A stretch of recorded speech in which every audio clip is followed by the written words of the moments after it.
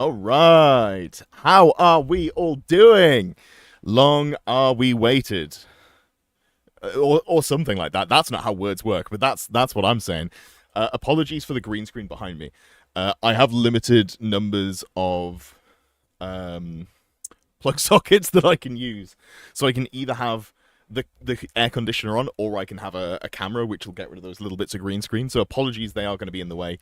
I might even just tweak my display a little bit here. But yes, the FAQs are here. This is a turnaround. I have not looked, so I got the announcement. Someone pointed it out in the VIP chat. Thank you to whoever that was. Shout out to more users named Ed. Posted 17 minutes ago. I spotted it 10 minutes or 12 minutes ago, and we're here now. So let's get into it. I opened one. I control F Hagtree Fetish. On the way there, I saw that there were some points changes, so I could do a title. Let's do it. Let's do it. Okay. Let's start off with... Where do we want to start? We've got Ravening Hordes, we've got Force of Fancy, we've got Grand Cathay, we've got the Rulebook FAQ. I think the Rulebook FAQ is the place to start, right? That would make the most sense. Now, that green is going to annoy me. So let me just, while we're here, let me just make myself smaller so there is less green on the screen. And then I'm going to zoom into, let's zoom into 125, and let's just move this over here. So it's not actually getting in the way. You should be able to see, again, apologies. It's either have better lighting and get rid of this on the screen, or have aircon, and it's like, I don't know, 28 degrees, something like that. So, I'll be sweating. All right. Good to see you all. I will check in with chat as much as possible as well, but I am hyped to read through these. So it's the 1.53 FAQ. What are we working with? So, what's up with this? Is this, these are all old changes, right? These are all old changes. Thank you, Amy. Hold on, let me...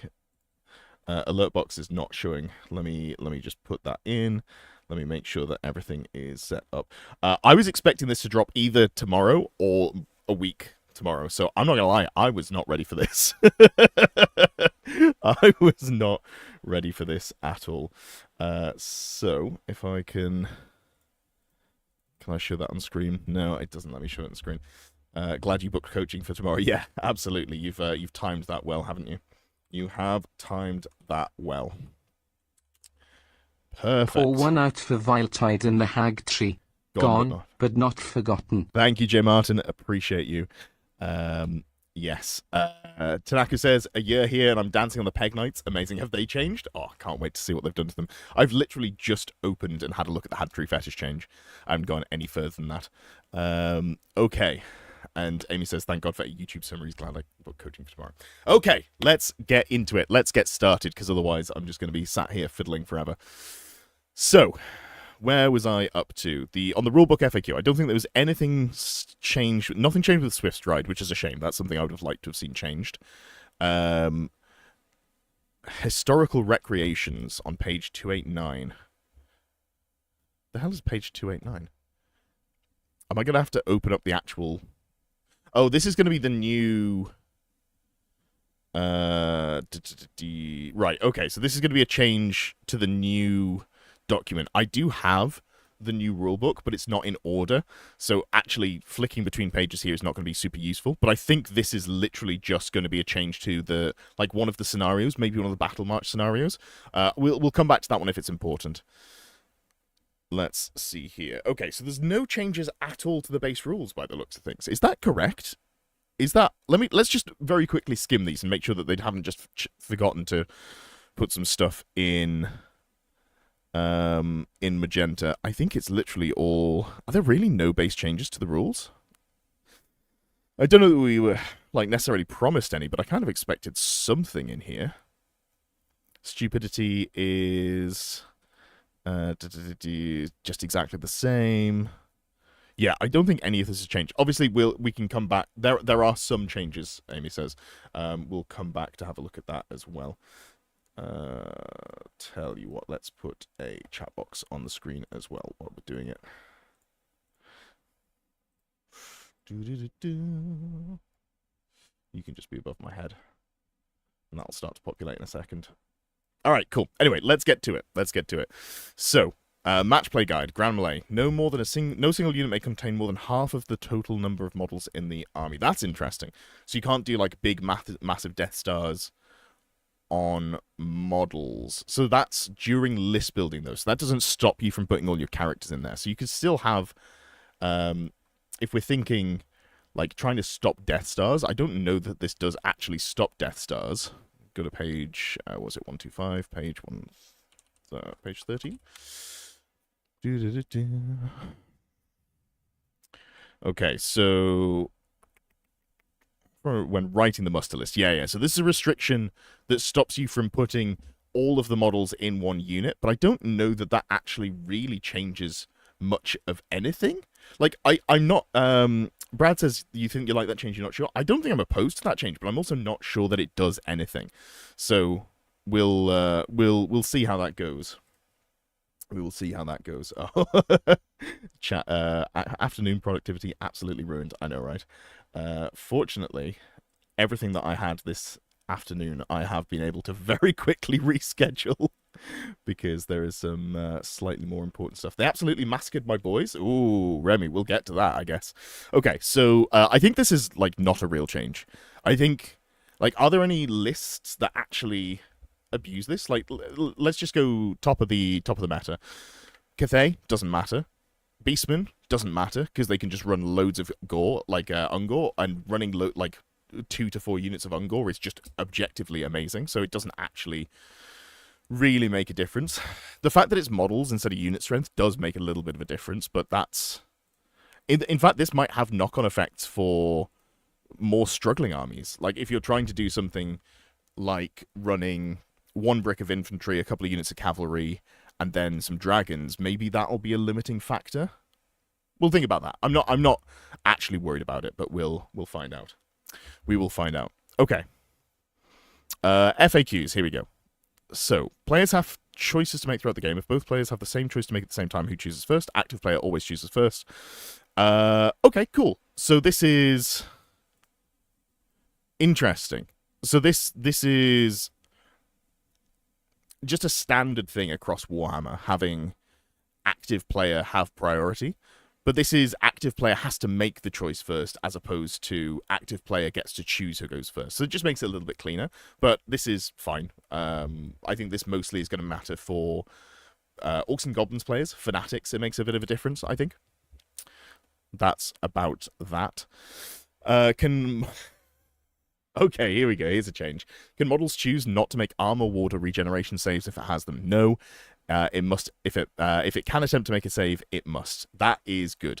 Where does that matter? So right now, there are a couple of fringe cases where this is useful. If you've got a charmed shield on a unit champion and you are in a challenge with a solo monster or something similar, it is advantageous to not try and make the ward save if you die to a single wound at an initiative step. So, like, that cleans that up just to make it a little bit better for monsters, but also multi-wounds into models with regen, I guess, is another thing. So theoretically, undead are going to crumble a little bit more. A little bit of like a nerf. Like, it's a lever that you can pull to nerf undead in a way that I hadn't really considered it. Okay. Cathay Jade Warrior blocks are easily over 50%. I don't think they are, because you don't normally see people running. You'll see people running like 16 or 20 models, but then there'll also be like 1 million peasants in the list, or there'll be like a couple of units of Jade Lancers. And if you've got 2 units of 6 Jade Lancers plus some like 4 characters, that's 16 models. And then there's the cannons in there as well. That 50% pushes the Tomb King Royal Host into Scott Reed's build only. Well, no, I don't think it does. I think it pushes the Death Star list into that, but I don't think anyone was playing the 1 Death Star anyway, because you can't have more than 50% of your points in one unit. Oh, sorry, you can't have above 500 points in one unit, so I actually don't think that changes anything for Tomb Kings realistically. Successful regen saves as to combat rares as you take more wounds. Yeah, absolutely. This is a change that does nerf undead a little bit. if we're being realistic, I don't think it makes a huge difference because there's not a lot of multiple wounds in the meta, right? So that's that. Um, blue is updated entries. Okay, so I wonder what this was before. One of the jobs that I had for today was downloading all the old FAQs, so I had something to compare it to. But that's fine. I'll go back and Wayback Machine it. Does a unit count as being obscured when some of the models within it are behind others? Okay, so it doesn't obscure by itself. What's more, models within a unit do not obscure the enemy from other models with it. Ooh, wait, hold on. Models within a unit do not obscure the enemy from other models within the same unit. This is a fix to skirmish shooting, right? Models within a unit do not obscure the enemy from other models within the same unit. They either completely block line of sight or present no obstruction. Cool, so you can't get light or heavy cover from your own models. This is a huge buff to skirmish shooting. Incredible. Love that. This is a huge buff to honest players. This is not like any specifics, but I've noticed that a lot of people who play sort of skirmish shooting are not necessarily super on the ball with applying modifiers to their own shooting because it really hampers your list. And I don't mean this in a malicious way, just like it's not something you necessarily think about. This is always also going to speed the game up for skirmishers. And while it's like we haven't seen necessarily a complete rewrite of skirmishers, although maybe there's something else in here, this will make skirmish lists play faster. So I'm really, really keen with that. Hello, FAQ gang. Good to see you, Strife. Models instead of unit strength and save its admin. See, I don't know. I wonder if this one being models... this one being models, unit strength instead of models would be better. I guess maybe not. I think it does what they want it to do, because it's models. Okay. Do magic missiles that require the caster to draw a line of sight from the base require a target? Oh, this is line spells. So this is clarifying that line spells work the way that they work, which is if you have a line spell, it casts in a straight line, and unfortunately it can go through anything you want it to. There's no targeting restrictions, and this is just clarifying that. If a wizard has a special rule that applies when they attack an enemy, such as Killing Blow or Armor Bane, is that special rule applied to any spells they may cast? Absolutely not. We haven't really seen a huge amount of it, I think, with Old World, but there is quite often a little bit of sass from Games Workshop in terms of how they write their FAQs, and you know what? I'm down for it. As long as 90% of it is just sort of like, here's a good answer, here's a fix. If you want to put 10% of sass in there, I'm on board. You know, that's fun. I'm down. What else are we working with? If a wizard has joined a unit, can they cast spells from any rank, or must they be in the front rank? Unless they have a special rule that states otherwise, they must be in the front rank to cast spells. Like all characters, they bring no benefit from the... Okay, so this is a change here, because prior to the FAQ, as I understand it, rules is written, you could cast spells without being in the front rank, but you wouldn't be able to get a benefit from them. So, like... and I might be wrong. This is something that I know about tangentially. I'm not 100% sure, but I think you used to be able to cast spells such as Oaken Shield, and then when you got to combat, move from the back rank to the front rank, and that spell would take effect. But if you're in the back rank now, there is no way for you to do that. Which is, it's not going to matter often, but there has been a lot in the game recently with people playing around with overstacking the front rank, so models have to go to the back rank, and this is going to be a nerf to that. Does a wizard that has joined a unit need to be in base contact with an enemy model to cast a assailant spell? Do they need to be in the fighting rank? They don't need to be in the base. Don't need to be in base contact, but they must be in the first fighting rank. Okay, so this is slightly different to how it functioned before, but I think it's functionally identical. Prior to the change where infantry got 2 fighting ranks through Press of Battle, it was stated that you don't have to be in base contact, you just have to be in the fighting rank. Then the fighting rank became 2 ranks, and there was some niche overlap. And the last FAQ, they stated that characters can never be in the second rank. So this is just sort of clarifying that.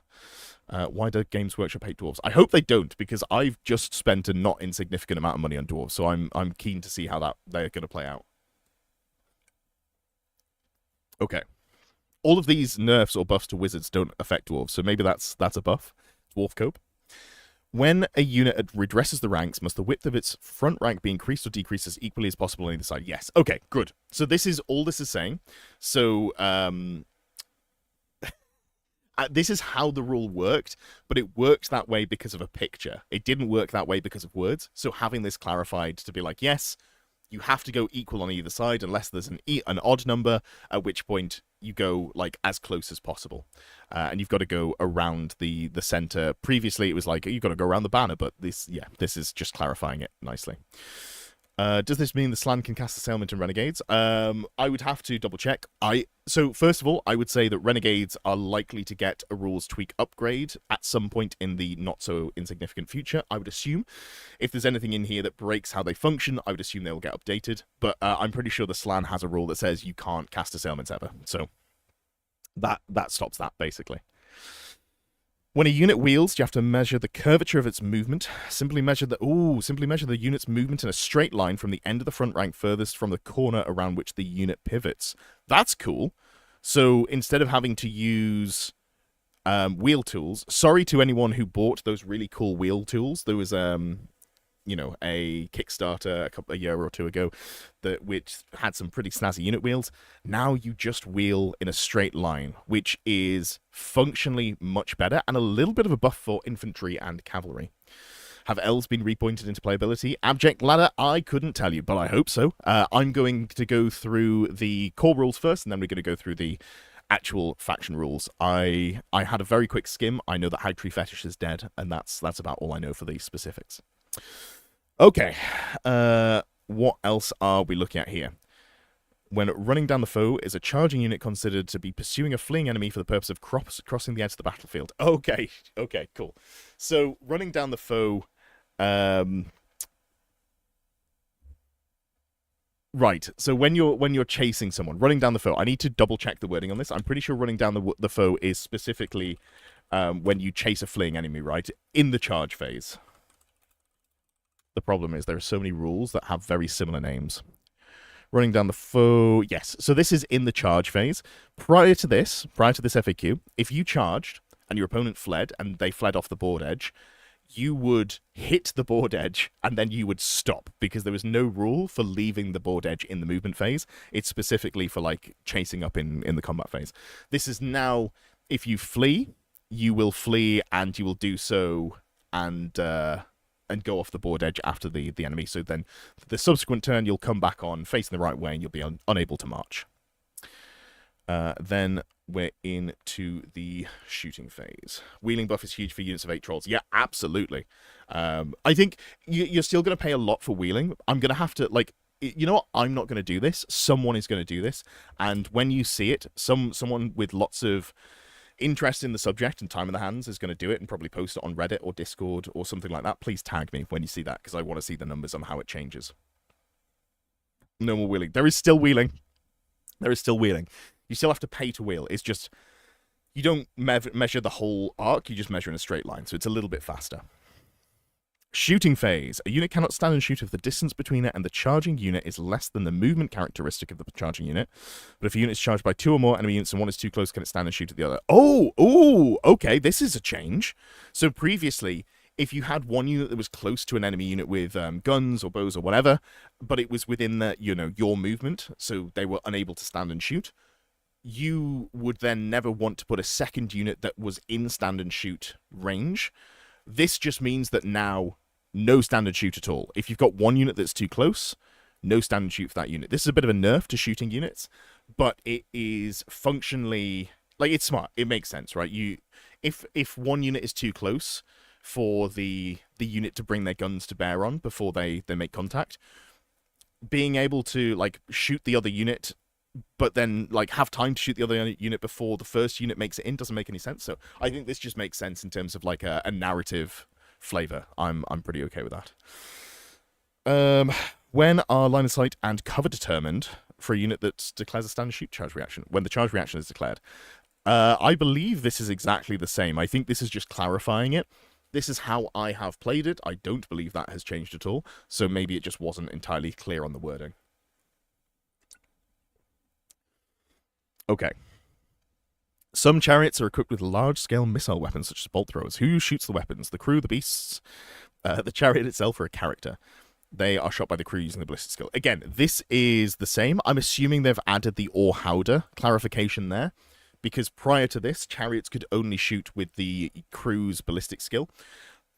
This is something that was like a nerf to elves. Not a real nerf, but like you didn't... Beastmasters on Scourge runner chariots couldn't shoot at their ballistic skill 7 anymore, which is why I'm aware of it. So I think they've just added howder here. This is not like functionally a real change.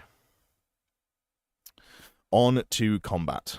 If a unit with the press of battle rule has not yet fought, models from the end of the first fighting rank will close in into base contact with the enemy, but can models with the second fighting rank step forwards? Yes. Okay, so... Okay, so let's just read this again. Let's make sure we understand this one fully.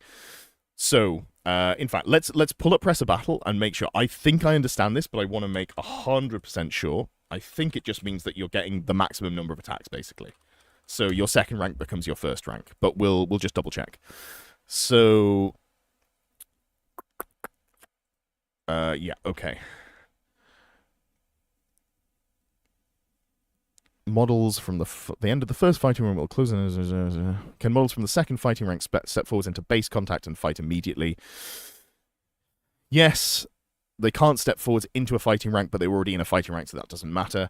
Maximizing the number of attacks. Okay, cool. So this is a buff for 2 attack infantry. So if you've got something like Lizardmen, prior to this, if your front rank was fully wiped out, it was a little unclear. But it now states that you get the full amount of attack. So if I've got 6 Lizardmen in the front rank and you kill 6 Lizardmen, prior to this, I'd have got maybe 6 attacks back, depending on how your tier ruled it. Now I'm getting the full 12 because all of them are making a second attack. This is good. They forgot to... Oh, Callum says, you'll take turning stand and shoot off like that for the Valtide nerf. The issue is they forgot to include countercharge in the same logic. Okay, yeah, that's interesting. I hadn't considered that being something that would need to be... Cool.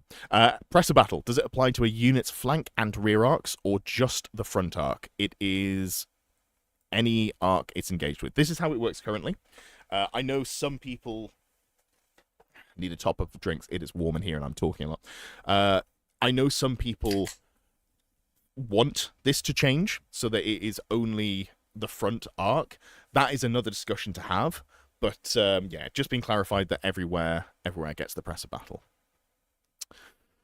Ooh, here we go. This is the nerf to dwarfs, I'm assuming. If 2 units are engaged across a low linear obstacle, are they limited to making just a single attack because they aren't in base contact? No. While a charging unit will become disordered, and whilst impact hits and stomp attacks cannot be made due to the presence of the obstacle, units are otherwise able to fight normally across a low linear obstacle as if they're in base contact. That's interesting, because that's very different to...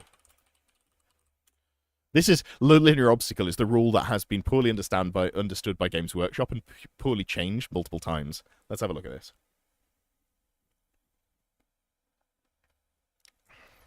Defended low linear obstacle.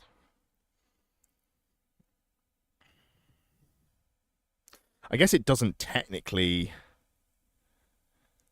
It doesn't technically say they're not in base to base. Okay, so you can make all of your attacks, but you still can't make impact hits and stomps. This is a nerf to anything that uses earthen ramparts and the sapper ability, assuming that those haven't changed further in the documents. But yeah, interesting. Okay, so you still got to make all of your attacks. So dragon going into the front of a unit loses the stomps, but still gets to make the 11 attacks that the rider and the dragon has. Interesting.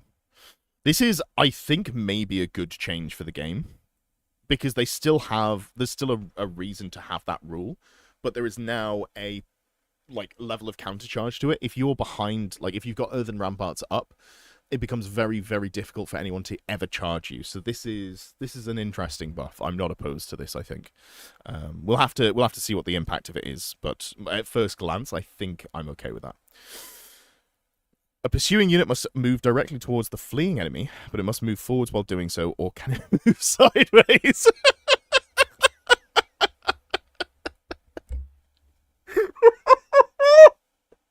Oh, fuck, that got me. I did not expect to read that. This is a classic, like, hey, there's maybe a like a weird loophole in the way you've written your rules, and honestly, I think this maybe is an answer that deserved the little bit of sass. Cool. Okay, that's fun. You've got to move forwards when performing a maneuver, because moving sideways is a maneuver, so you can't do multiple things. Beautiful. BEA beautiful. Okay. If a unit has to pivot before fleeing from an enemy it is engaged in combat with, must it make peril tests? No, it ignores other units while pivoting. Cool, that's fine. This is one that I know a couple of places have ruled in different ways, so glad to see that have clarification there. All right, we've talked about the lonelier obstacles. Let's go then. Still in combat. If a character is within one fighting rank, they cannot move through the ranks to join another. Might this prevent them from accepting a challenge? No. If a character is eligible to accept a challenge, they can do so from wherever they are within a unit and will move through the ranks into base contact with the opponent. Ooh, interesting. Interesting. So this takes away some level of counterplay from flank charging. You know, if you've got something in the front of your opponent, but it doesn't have a unit champion. Like, let's say you've got a Warpfire Dragon in the front of a brick of infantry, and you've got a Lord on Dragon or an Exalted Champion on Dragon in the flank. You're no longer protected from being challenged out there. I don't know that I like this change. I think this removes a level of counterplay from things that weren't necessarily too strong. I don't think I like this change. Yeah, I think this makes it harder to get more value out of dragons, which, like, at a top level is not a problem. Okay, interesting. Moving on to the universal special rules. Does placing a unit of ambushes in reserve count as deploying a unit? No, that's how it's worked previously, but that's just a clarification. That's something that actually, how have they called? What have they called these? Are these FAQs? Yeah. It does drive me a little bit nuts that they've got erratas and FAQs. So, like, the errata here should be for changing the rules, which half the shit we've talked about has been, and then the FAQ is for clarifying. So, yeah. Anyway, FAQ here, ambushes don't count as a drop. That's fine. When are ambushes placed into reserve, and when is this declared? Okay, this is different. So if your army includes any ambushes that you wish to hold in reserve, set those units aside before deployment begins, making it clear to your opponent they are ambushes and are held in reserve rather than being deployed with the rest of your army. This is an interesting change. I don't think this is bad. This is just structure to the way that the rules have been written. I think that's good to have. But yeah. This is definitely a change. How does this affect things? It doesn't clarify who declares whose ambushes first. I think it needs to say, you know, if both of you are declaring ambushes, roll off to say who is declaring first or something like that. Because there is a level of, like, mind game or deployment mini game where the number of drops you have is important. So if you are bringing, like, 2 ambushes, your opponent is bringing 3, you've got 7 drops, they've got 6. There is, like, a level of, you know, how many do I put into reserve? If my opponent's going to put 3 into reserve, I can't get the first drop no matter what, so maybe I don't put anything into reserve anyway. Yeah, and it's before deployment begins as well. So is that before you roll off to say who goes first? I guess that's not clear either. So this is one that I'd like to see more clarification on. I think the way that they've changed this now actually kind of adds more questions. Active player goes first now, clarified. Of course it is. Yeah, that's a very good point. Thank you, Amy. So, but this doesn't, like, so I guess that means that you have to roll off for deployment first. Once you know who's deploying, then you decide how many you're putting in reserve. That would work. Yes, it would, Liam. Amy beat you to the punch there very slightly, but thank you for also clarifying. Appreciate that. Hope you're doing well, bud. It's been a while since I've seen you. Let me just make that chat a little bit bigger. No active player before the game starts. There'd be the active player once you've done your roll off for who's, like, deploying first, who wins the table side. Okay, cool. This is probably fine. I just like it to say after the roll-off for who gets the first drop, or whatever. But, like, this works functionally. I think it's just maybe... It's open enough to vaguely confuse me, which means that maybe it needs just an extra line on there, is my take on it. Can a drilled unit redress the ranks before making a countercharge reaction? Yes. Cool. That's rules as written before. Or maybe it wasn't clear, actually. I can't remember off the top of my head. But yeah, this is how I've seen this played for the entirety of the edition. Seems like just a clarification for me. Can an evasive unit use the special rule while engaged in combat or while fleeing? No. I'm assuming this has been updated from, like, previously it was just while in combat, and now it's while fleeing as well, something like that. But yeah, this makes sense. You can't do that.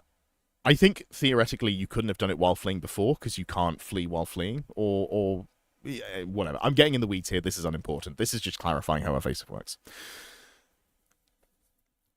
If a model has Killing Blow or Monster Slayer, does a roll to wound of a natural 6 cause the enemy to lose all of its remaining wounds, even if that enemy would normally be too tough to wound? Oh, so you can't auto-wound on a 6 if you can't. So if your opponent is T7 and your strength 1 with Killing Blow, you can't Killing Blow them. This is such a niche setup. I don't know how you even get into this spot, but, like, I guess cool that it's been addressed. Maybe I'll pick up Old World in 2nd edition. These constant changes are so demoralizing. Be focusing on 40k 11th. Arstan, that is a bizarre thing to say. 40k gets far more updates. 40k has announced that they're updating it every month for the first 3 months of the game. Like, we've had nothing for, like, what, 7 months? That's an odd take. That is an odd take. Yes, thank you, Malkirad. Lots of people watching, not a lot of likes. Hit that like button. Yeah, if you're here, do give the stream a thumbs up. Helps it get picked up by the algorithm, all that good stuff. There are links in the description if you're interested in buying Warhammer. There's a link to an Element Games referral link. I get a kickback. There's a link to the 3D printer, who I have an agreement with as well in there. And also my coaching. If you're interested in picking up coaching, now is a good time because the game has just changed. Okay. Okie dokie.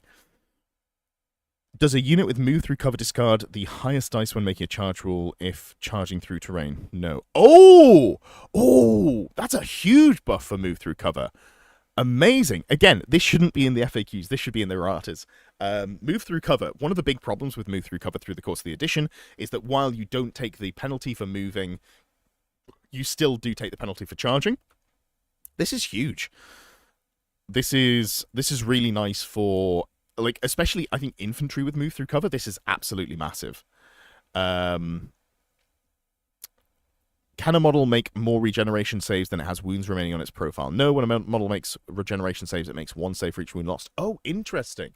So this is comboed with the prior change. Arachnarch buff. It is an Arachnarok buff. Yeah, absolutely. Oh no, tomorrow I'm gonna have to reformulate all my arguments with you about why you shouldn't play Arachnaroks and Bone Grinders. So this if we combo it with the earlier change to regeneration, if we just go back up, God, I wish I could type. There we go. Regen, this one up here. So you have to take all of your saves. So I thought that was a nerf to Undead, but realistically, you just have to make the regen saves, but you only take 1 per model. So if you get hit by a multiple wound model, you take 1 regen save, and if you fail that save, I guess it's still sat.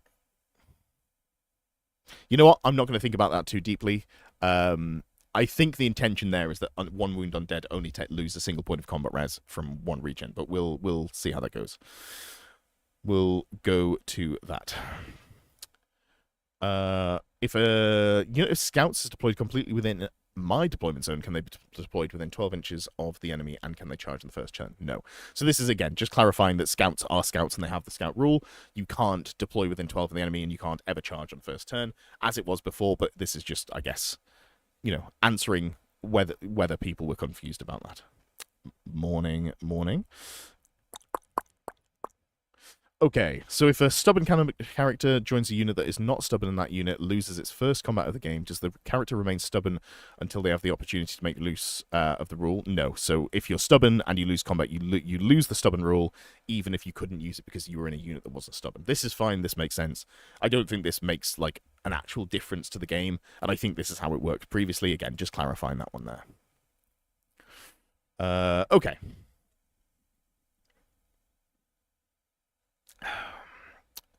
Do skirmishers have flanks or rear arcs while engaged in combat? They do not have flanks or rears for the purpose of calculating combat result points. This is blue. Why? I wonder why. What's different about this compared to the previous edition, or not edition? Skirmisher. Oh man, I need to put a H in there. I went too far back because they already didn't have flanks. I don't know if I care enough to find this. Skirmishers in combat. Here we go. So it says currently... You know what? I don't care enough to find it. I think this is functionally the same. I don't know why it's blue, but there'll be some minor change for it there. Okay. When a unit of skirmishers become engaged in combat and form up, must any command group models it contains be placed in the fighting rank? Yes. Cool. Okay. Sweet. So, just the way that I guess works is your skirmishers, as long as they make it into combat when you're charged or you charge, they might not make it to the front rank, but then when you get to forming up, they just go into the front rank automatically. A fighting rank cannot contain more characters than it does rank and file models. Is this the case of a unit with a passive battle rule? Does this include the second rank? Okay, no. So it's no single fighting rank may contain more characters than it does rank and file models. It doesn't matter how many fighting ranks a unit might have. This is a good change. This was something I was trying to work out if I could break in terms of more of like a thought exercise. But I was like, what if I put loads of like dwarf characters with guns in the front of a unit of like Longbeards? Does that make that unit good? The answer was no. But it's good to see that it doesn't work that way. If a character is in the rank of any of a unit other than the first rank, do they confer bonuses? No. So this is specifically just saying you have to be in the front rank or the first fighting rank to get a bonus. Which I guess means if you're in the back, but you haven't retired, but then you get charged, you still impart bonuses, which is how it was previously. But then this is just like adding that clarification. Sure. Can my unit shoot at an enemy character that is within 3 inches of an enemy unit if that unit itself is not an eligible target? No. If the requirements given on page 206 are met, the character cannot be targeted. This is something that I've seen people, like various places, play differently. I want to say as well, maybe, I can't remember off the top of my head, maybe the WTC plays it this way. So... No more line of sight blocking with your own units because you can't see them. No more tying something up in combat and then shooting the thing next to it. Again, not everyone was playing it this way, but this is like a gap that has been closed. You can't do interesting sniping things, which is good. Can a character that has joined a unit be a target of a spell that would give them a special rule that prevents them from joining a unit? No, if casting a spell would cause the situation the rules specifically prohibit, the spell cannot be cast. Okay, so theoretically, if you wanted to cast Spectral Steed onto your wizard that is inside a unit of like, you've got a necromancer, you're inside a unit of zombies, you want to cast Spectral Steed on yourself before you move so you can get that fly move. You're not allowed to do so because you're not allowed to be in a unit as an ethereal model when the unit is not ethereal. So this is just a nice clarification there because that was a gap in the rules. Okay. Some characters have special abilities that require a leadership test. If the character is slain, do these abilities cease to apply immediately like a spell? Cool. Okay. So just clarifying when rules fall off.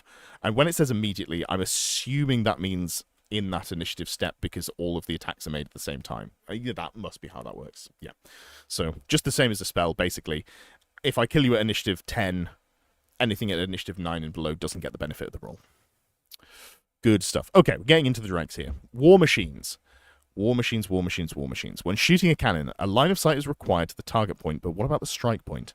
Cannon does not require line of sight to the strike point. However, if anything would stop a cannonball from bouncing, lies between the target point and the strike point, the cannonball will hit and stop. Okay. You can't use the artillery dice to glitch a cannonball through an impregnable obstacle. Yes. Excellent. I'm not actually 100% sure how this applies in terms of hills. I'm not going to get bogged down in specifics on this stream. Maybe towards the end we can come back and think about it. But you can't bounce it over impassable terrain. That is good. That is a very good change because if you think about the logistics of like, here's my house, I want to hit something here, like just behind it. The cannonball goes like over the top.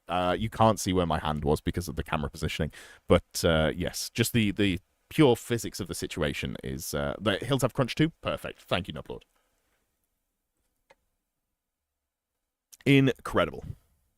Can a cannon that is on a hill target a point on the ground if woods, a building, or hill lies between it and that point? No, you can't see over the obstacles, even if it's on a hill. However, a stone thrower can if it chooses to fire directly. Cool.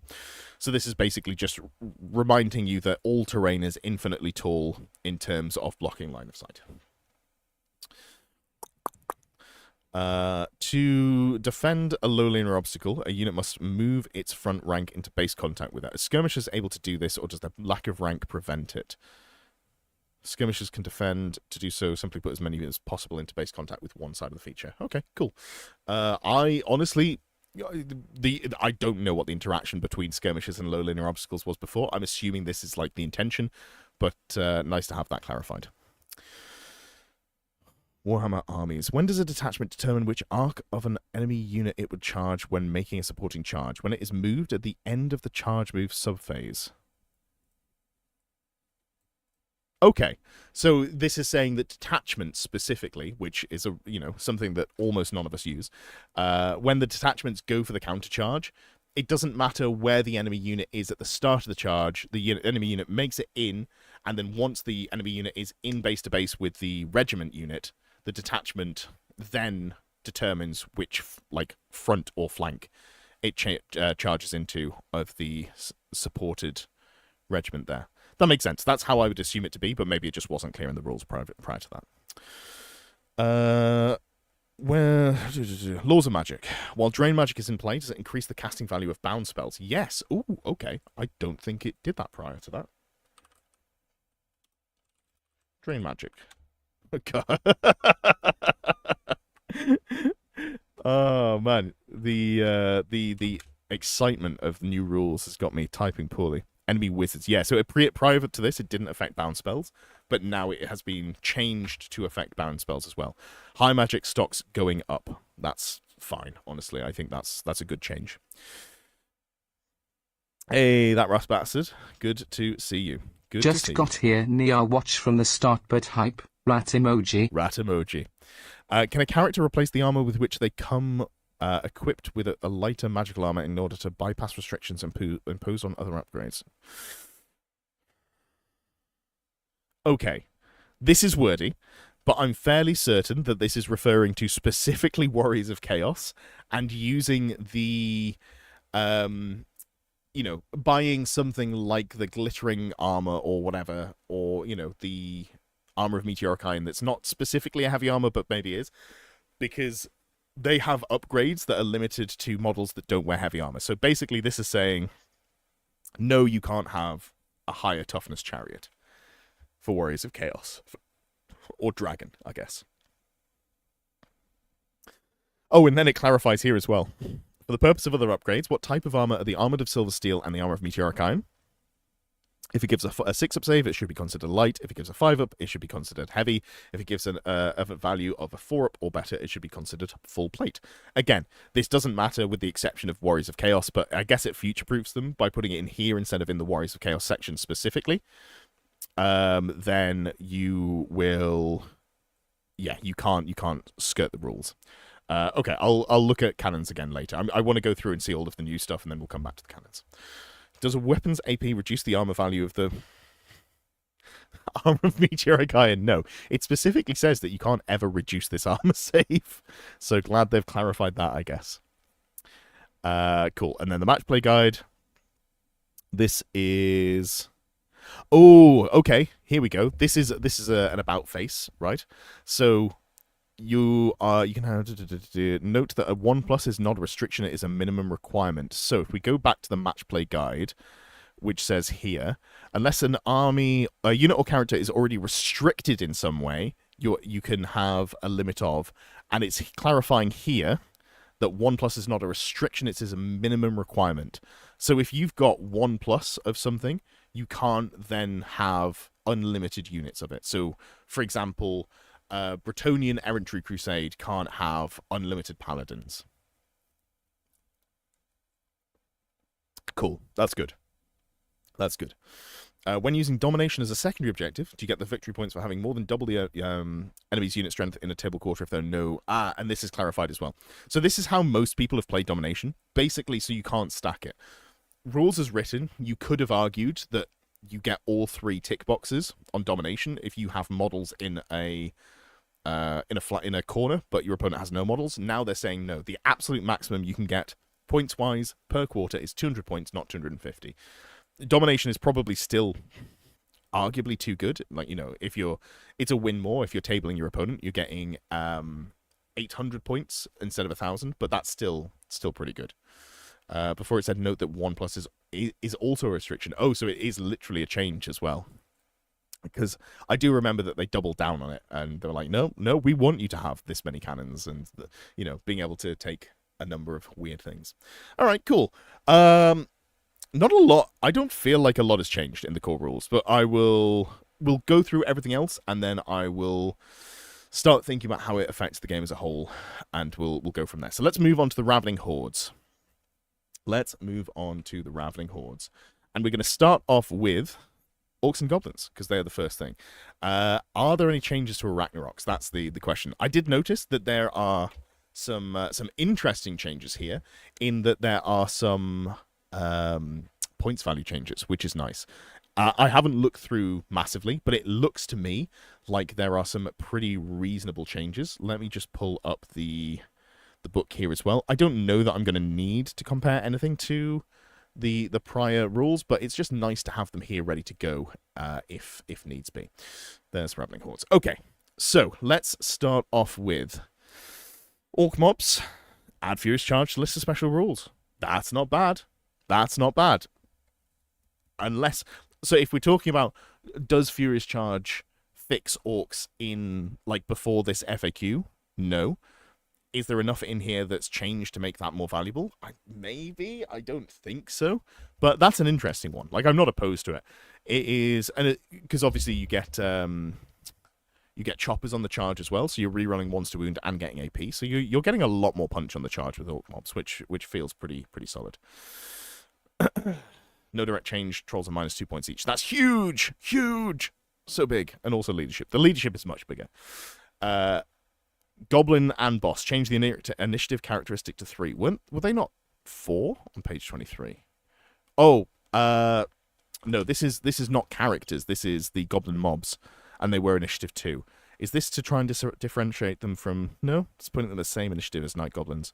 Interesting. I wonder if at previous editions they just had like the same initiative as Night Goblins or something like that. Okay. Interesting. So, there is a change here to Death of a Fanatic. Enemy units cannot charge a Fanatic or otherwise attempt to engage it in combat. However, it can be targeted by enemy shooting. Okay, so this is a huge change. If it is fully under or partially under the template, it risks being hit as normal. If it moves into another Fanatic, they just destroy each other, so you don't have to roll it. If any natural double is moved, or if it moves into any difficult, dangerous, or impassable terrain, or any type of linear obstacle, it comes to a terminal stop and is removed. And then finally, if the concealing unit is destroyed or flees the battlefield before its Fanatics have been released, they are also removed as casualties. So the big change here is that you can shoot them. You can shoot them, but they can be protected as if they were characters. So you can bring them out and just not put them too close to the enemy for shooting purposes. I don't know why you would do that. I think you probably want to yeet them out into the middle. It basically just means that your opponent has to target lone models with, their lone skirmishing models. So you'll be shooting them at -1 to hit. That's something. That's something. Can't wait for you to see Chaos Dragon, Dragon Ogres, and Viletide. Interesting. And FAQ Day Woot. Hell yeah. Hell yeah. Hey, Matthew. It's been a while. Been a while since I've seen you around. New FAQ, what's up? We are learning that together. The first 50 minutes of this has been me going through the core rules. We're just moving on to the Renegades now. The Ravening Horde, sorry. Too many R words in this game. Okay. Page 28, Trolls. Leadership goes from 5 to 6, or it might even be 4 to 6. I am going to have a look. This doesn't really matter, but I am curious as to what what leadership they were at before. Where have they gone? I'm sure it said page 39. No, it said page 29. The points goes to 39. All right, yeah, so they were really poor leadership before. So they were leadership 4 and 41 points. So they've lost 2 points there, and they've gone up to leadership 6, so they're significantly more likely to pass a stupidity test on their own. The River Trolls have gone to leadership 6 and to 47 points instead of 49. And then, yeah, so all of the Trolls have lost 2 points. I actually think there is now more reason to run Stone Trolls. I have been pretty vehemently a River Troll fan, given that they have 3 wounds. However, if we're seeing maybe a nerf to casting, like we've already, I know that Hagtree Fetish is worse, so maybe that's enough to shake Beastman away from that spot of dominance. The MR1 might come into play more, the armor save might come into play more, and the better leadership can come into play more as well.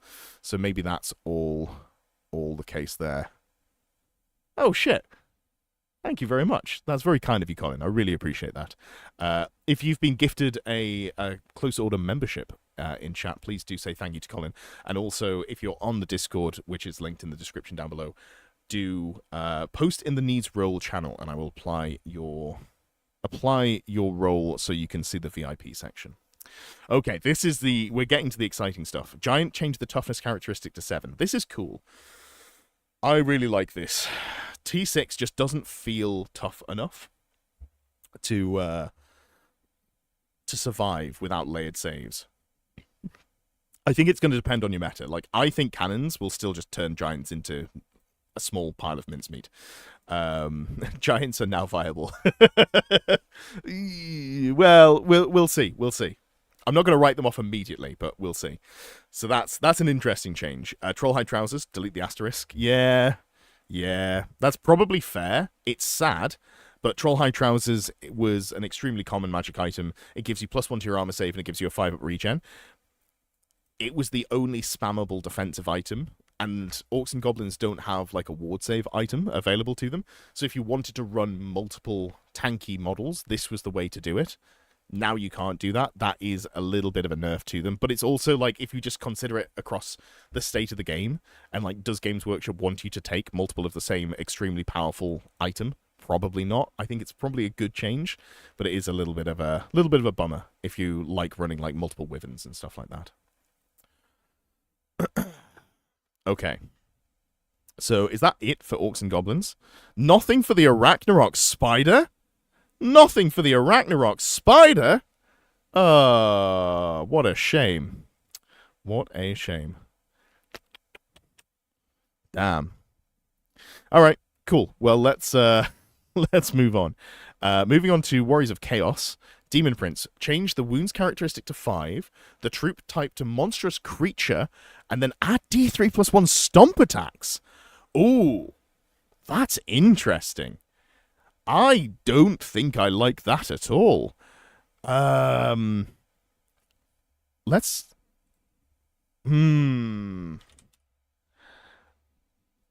T5, 5 wounds, plus stomp attacks, but you lose the 360 line of sight. That's huge. Losing the 360 line of sight is massive. You have got a 4-up ward save. You have got a 5-up regen. You'll still run around with some sort of good armor save, probably better. You'll probably buy some sort of magic armor now that it's harder for you to play around with vision arcs. This is interesting. I don't know that 5th wound and the stomp attacks are enough of a buff to compensate for losing 360 line of sight. That is, It also means that you won't be able to give it the Trailblazers Hauberk, and given that sort of forward deploy that people have been doing with it. I'm assuming that's why it's been changed. As opposed to a buff, I'm assuming this is to nerf that strategy, which is interesting. Can't hide the character by units anymore. Yeah, that's very true. That's very true. Demon Princes. Not something that I was seeing dominating the meta, so this is a curious change in my eyes. A curious change. Okay, so moving on. Demonic Mount gets Barting and Countercharge. Okay, so Demonic Mounts are now just the choice that you go for. Prior to this, you would maybe take Demonic Mount. They give you +1 wound, and they have like better attacks. They've got some stomp attacks. They're pretty good that way. But they gave you a worse armor save, and you lost Countercharge. as opposed to just taking a regular Chaos Steed. Now, yeah. Okay. Well, that is what it is. This is a buff. I don't know why I sound annoyed. I guess it just pushes you more in the direction of the demonic mount, which I guess is cool. The new demonic mount model is good. I don't know why my initial gut feel on that was negative. I feel like that's a good change, and yet I, without thinking about it, was like, oh, that's a shame. That's odd. That's odd. I have to think about that one. Yeah, I think this is good. Chaos Warriors. Add Chaos Armor 6+ and Furious Charge to the list of special rules. Are we back? Is that enough? I don't think it is. But I love that. Okay, so we're not giving them full plate, but we're giving them a 6-up ward save and Furious Charge. So regular hand weapon shield infantry are going to be 3-up armor save, 6-up ward save. And then if they win combat, based on the fact that they they've got lots of combat res and they're very tanky, they can follow up and have 2 attacks with halberds. I think that's interesting. I'm not opposed to that. Chosen get Furious Charge as well. Wait, hold on. So Chosen get Furious Charge, but they don't get a... I don't know that I would give them a 5-up ward save, but it feels a little bit rough that... Because Chosen had a 6-up ward save already, right?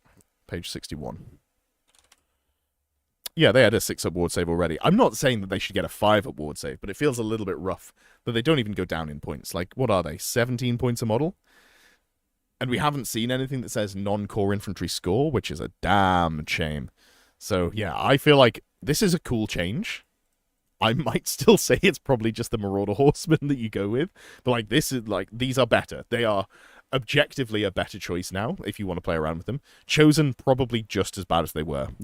I don't think anyone was looking at Chosen and being like, man, this unit hits really hard. If only it hit harder and had no other buffs. It can't get there faster. And he can't do anything else. Anyway, Chaos Ogres. Change the points to 31. What were they before? 33? Chaos Ogres. 33. Yeah, so they lose 2 points. Sure, you're still not running them. That's a nothing change. But it's nice to have buffs to things that people play outside of competitive lists, so I'm not opposed to it. Chaos Trolls get the similar buff to, points drop here, leadership buff. Cool. Very nice. And they've got Motley Crew as well. Sure. Chaos Knights. Chaos Knights get a 6-up ward save and countercharge. They got countercharge in the prior FAQ, or in a prior FAQ, didn't they? So this is just countercharge 6-up as well. Liam says, if you gave the Chosen a 5-up ward save, they'd still not be great. I know, right? That's the problem. I'd like to see... just, there's stuff that I would like to see changed. That I think... Given that we've looked at the core rules, I don't think we're seeing changed. No second wound on Chosen. Mission failed. We'll get him next time. Yeah, it's difficult. When we start inflating wounds on infantry models, you see a scale creep. I'm not saying that it's wrong to do or that I'm against it, but I remember it from 8th edition 40k. So I'm a little hesitant to jump into that immediately. But then again, Chaos Chosen, if anything's going to get it, surely it would be that. Okay. Chosen Chaos Knights. Change the unit size to 3+. Sure. Matches them to Grail Knights, I guess. I mean, I don't have any real strong thoughts on that. How many points are they, actually? Can you get them for sub 100 points? 36 points. But then you have to pay for the Lance to take you to 38. And then you also... Yeah, 38 points. So no, you can't. You'd be 24, so you'd be 114 points for 3. It's not cheap. It is punchy, but it's not cheap. All right.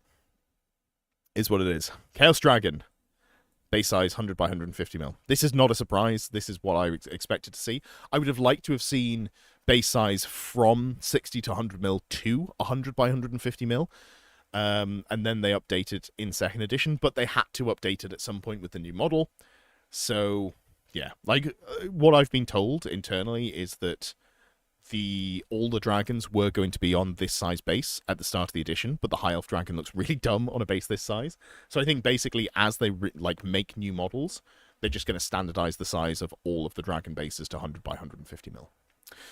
Chimera, change the wound characteristic to 5, the points to 170, replace the Stomp 1 with Stomp D3. okay. How bad was the Chimera before? Because that still sounds bad.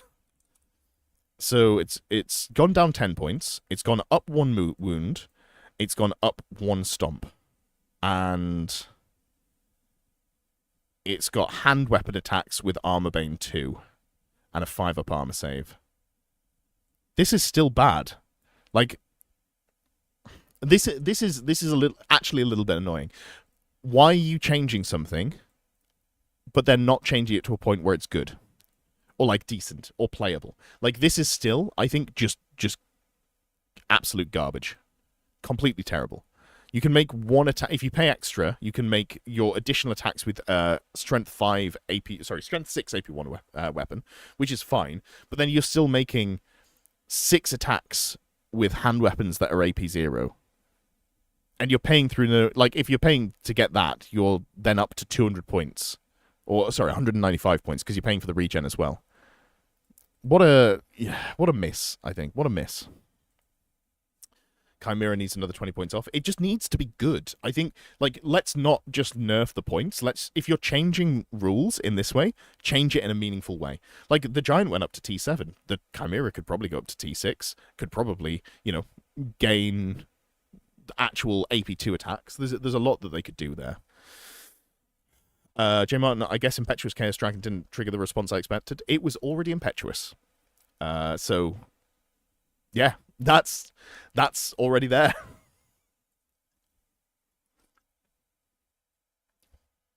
Extra stomps that still don't have any AP. I hadn't even thought about that, because it's just a monster. It's not a behemoth. So it's like, hey, would you like more Strength 6 AP0 attacks that don't even get the Armor Bane 2, because that's Claws and Fangs only? Oh, this is such a bad monster. Like, what is the point? Impetuous got the -1 leadership now. No, that was hold on. Impetuous. So the rule for Impetuous was, where's it gone? I think it was I think I've gone the wrong way, right? Am I looking the right thing? I think it was to do with one of the missions, wasn't it? Impetuous. Why am I not? Yeah, historical recreations. So this is page 289 of the thing. So I think this is one of the missions. I don't think this is for all of the game, but I'd have to double check with the new match play guide. Sorry, the new whatchamacallit. That's a narrative mission. Yeah. I'm pretty sure that's a narrative mission. I'll come back and double check it, but I'm fairly certain that is the case. Okay, so let's move on from this absolute weapon. Bestigor, add Furious Charge. This doesn't fix them. Unfortunately, this doesn't make them good. Gore, add Furious Charge to the list of special rules. That's kind of cool. Gore, you see Gore already. I mean, you're not seeing them for the Gore's output, but you will see big bricks of Gore. Some people do go wide and take the Vitriolic Totem for the poison attacks. So people do actively care about the number of attacks that a Gore Herd can bring. The problem is Furious Charge is better if you've got better weapons. So going from 2 to 3 attacks with Strength 4 hand weapons is kind of mediocre. Going from 1 to 2 attacks with a Strength 5 halberd is much more meaningful. So, yeah. I mean, I'm not opposed to this, but I think it's not as meaningful as I'd like it to be. But again, you'll see Gore anyway, so it's kind of whatever. Dragon Ogres changed the points to 59 and the unit size from 2 to 9. How many points were they? I know they got tweaked already, so let's go to Dragon Ogres, which are page 101. They were 56 initially, and they're 59 now. Maybe they went to 57 with the first points pass, and the unit size to 2. Oh, no, I think they went to 59, but then they stayed at the same unit size. So now you can't run solo ones. That's the difference. Okay, so that's probably fine. Dragon Ogres could be spammed as champions. They could be. I'm not sold that was a massively compelling playstyle. Post the match play guide, I didn't find them to be hugely valuable in that role. Now you can't do that, and you can only take them as units of 2 minimum, which I think is, sure. Jabberslythe. You're not telling me that the one thing you changed from the fucking Jabberslythe was the weapon skill. Like, that is not a real... This is a joke. Where's the Jabberslythe? So, it's still the same as it is, and it drops 10 points, and it goes to weapon skill 5.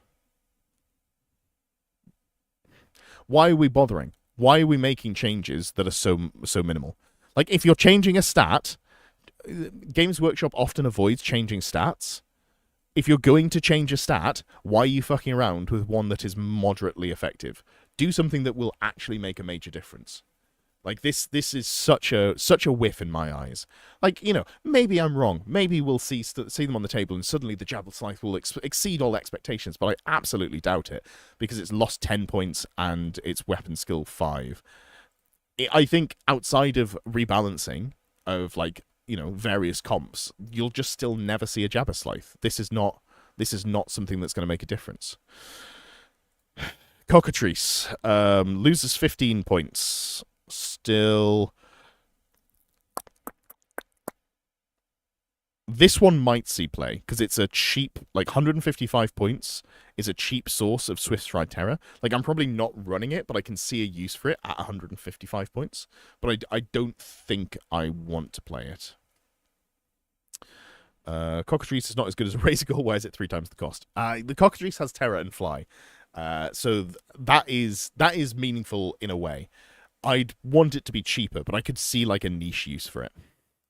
Shame monsters aren't more playable. Cool and expensive model should be at least fine. Yeah, 100%. I don't want them to dominate the meta, but I'd love it if it was like you write a list and you play infantry and cavalry, and then you're like, I'm going to take a giant. You know, this 200 points that I'm putting in my list at the end is going to be valuable. Valclon said, as a certified Dragon Ogre hater, I'm all for any nerfs. Fair enough. Not someone's persona. I think that's a reach. Dragon Ogres have been around for a long time. This is like, I don't think people are playing Dragon Ogres because they envision themselves as a Dragon Ogre. I think it just leans into the martial and chaotic nature of warriors without leaning too heavily into lots of tentacles and stuff. So yeah. Anyway, Cygor, toughness 6 and points 205. You know what's really bad? If you asked me what the stat line of a Cygor was, I'd have told you it was T6 already. And I wasn't playing it. That's rough. That is rough. 215 points, T5. Sure, is what it is. I mean, it is better. Is it good enough? I think probably no. But it is still a stone thrower. Now, what I find hilarious is that it is a stone thrower with only ballistic skill 1. Does this matter? Not very much. Like, it's indirect, you roll the hit roll, and that's where ballistic skill comes in for stone throwers. But I do find it funny that something you're taking pretty purely for the stone thrower ability is so naff. Yeah. I don't know. This, like, I feel like the Cygor, even though I'm ranking on the Cygor, I feel like the Cygor at least has an avenue to be useful. If you're bringing some sort of Beastman list and you want to get value out of it, it's a stone thrower, and now it is harder to kill, and it's a little bit cheaper, so I can see that. Chaos Giant, go out to T7, sure. Gorgon, go out to C7. This is interesting. Like, I've ragged on the Gorgon, but I've also lost a tournament game to a Gorgon. And to be clear, I've lost 1 tournament game to Gorgons. I think I've won every other game I've played against them. But I think this is, like, maybe enough to make them just hard, because they've got Monster Slayer. The problem is they're very baitable. They have Frenzy, so you can just run them around the board, and they're slow. They don't have Swift Stride, yada yada.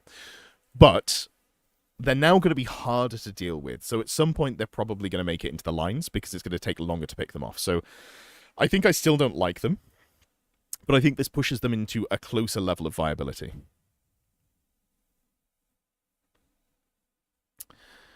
J Shadow Hunter, Giants are finally viable. Chaos ones all the more since they got regeneration and heavy armor. Yeah, if there's, I'm not a Giant fan, but a T7 Giant with a 6-up regen for, did they change the points? No, 220. Like, I think that's still pricier than I want it to be, but it's like, you know, probably enough. I don't think I'm paying for the heavy armor though. I think realistically, the things that are going to wound this, anything that is decent, like has a decent threat of taking down a 6 wound T7 model, is going to be AP2. Like all the good stuff in the game is AP2 or better. So I'm not paying for the heavy armor there. Dan's Wargame, this all dropped on my birthday. Yeah, so actually, I specifically spoke to Games Workshop and we arranged this for you. Happy birthday. Dwarves are going to hate all these T7 monsters when they're Strength 8 cannons, Strength 6 bolt throws, and T5 Drake guns. Yeah, that's true. That is true. Which is like not necessarily reflective on Dwarves as a faction as a whole, but because like a lot of that stuff isn't run anyway. But yeah, that's rough. That is rough. Okay. Hagtree Fetish. Whenever the bearer of the Hagtree Fetish successfully casts a magic missile, they reroll any rolls to wound of a 1. It's dead. It's finally dead. They probably should have done this in the first place instead of, you know, messing around with Viletide, because I think if you look at Viletide, the spell itself is kind of mediocre. It does an average of 3 wounds into any target that is T6 or lower, and also there are going to be more T7 models on the board.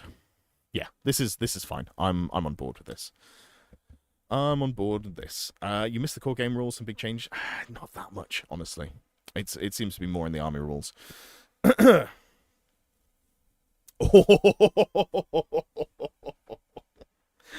I just skipped down ahead. Okay, we'll get to that in a second. Still on Beastman. Viletide. Change the casting value to 9+, and it's now 5d6 strength 1 hits, each with an AP of -2. Oh, that's... Okay, so Viletide is really, really dead compared to how it was. Like, honestly, this is still fine. A lot of the things you're going into will be making a 6-up armor save, or, like, dragons a lot of the time will run around with a 4-up save. If we're thinking Warriors of Chaos, they don't take shields because they're not wearing full plate. So they just lean on the dragon's armor save. Elves obviously have a 3-up save, but like elf wizards don't.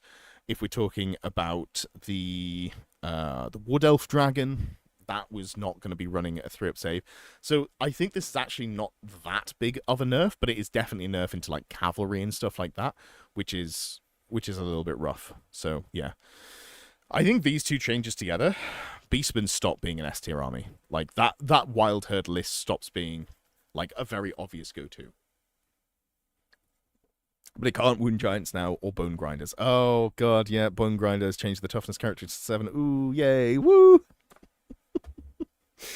Yep. There's so many reasons that Viletide is going to be less useful. Okay. Yeah, I like these changes. This is good. As someone with a Beastman army, I'm very pleased to see this as a change. Just having the Swiss Army knife of my weapon does the same amount of damage into every target is not a particularly fun angle for the game to be balanced around.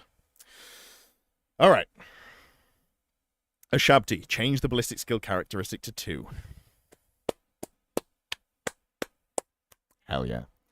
I don't think Ashabti are necessarily like a problem in the meta. I haven't seen them on the table in like meaningful numbers in a while.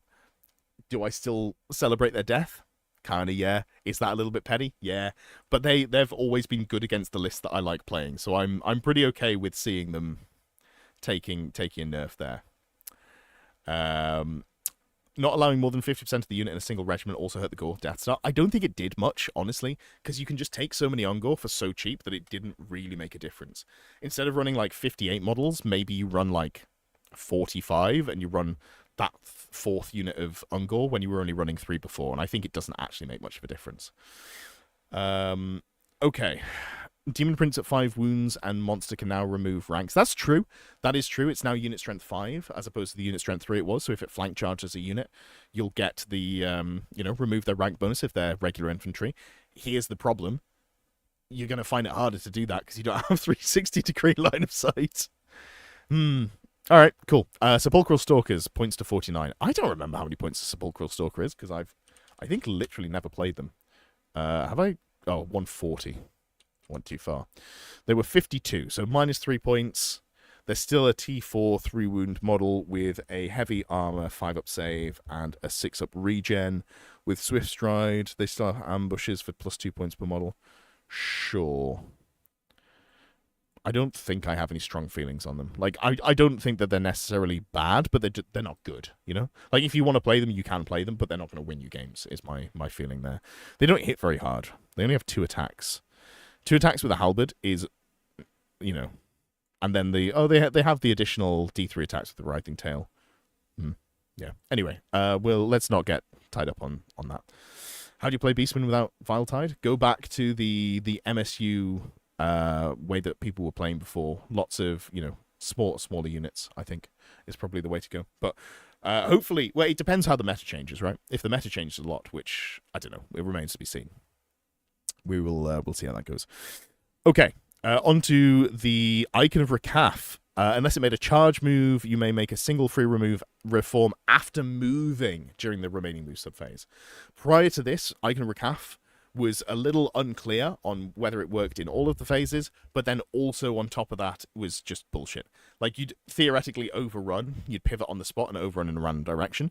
Now it remains to give you lots of mobility, but it doesn't give you all of the mobility to just like never be out of combat. So this is a good change. Like, it was cool, it was very fun to play, but I think this is objectively a good change for the health of the game, realistically.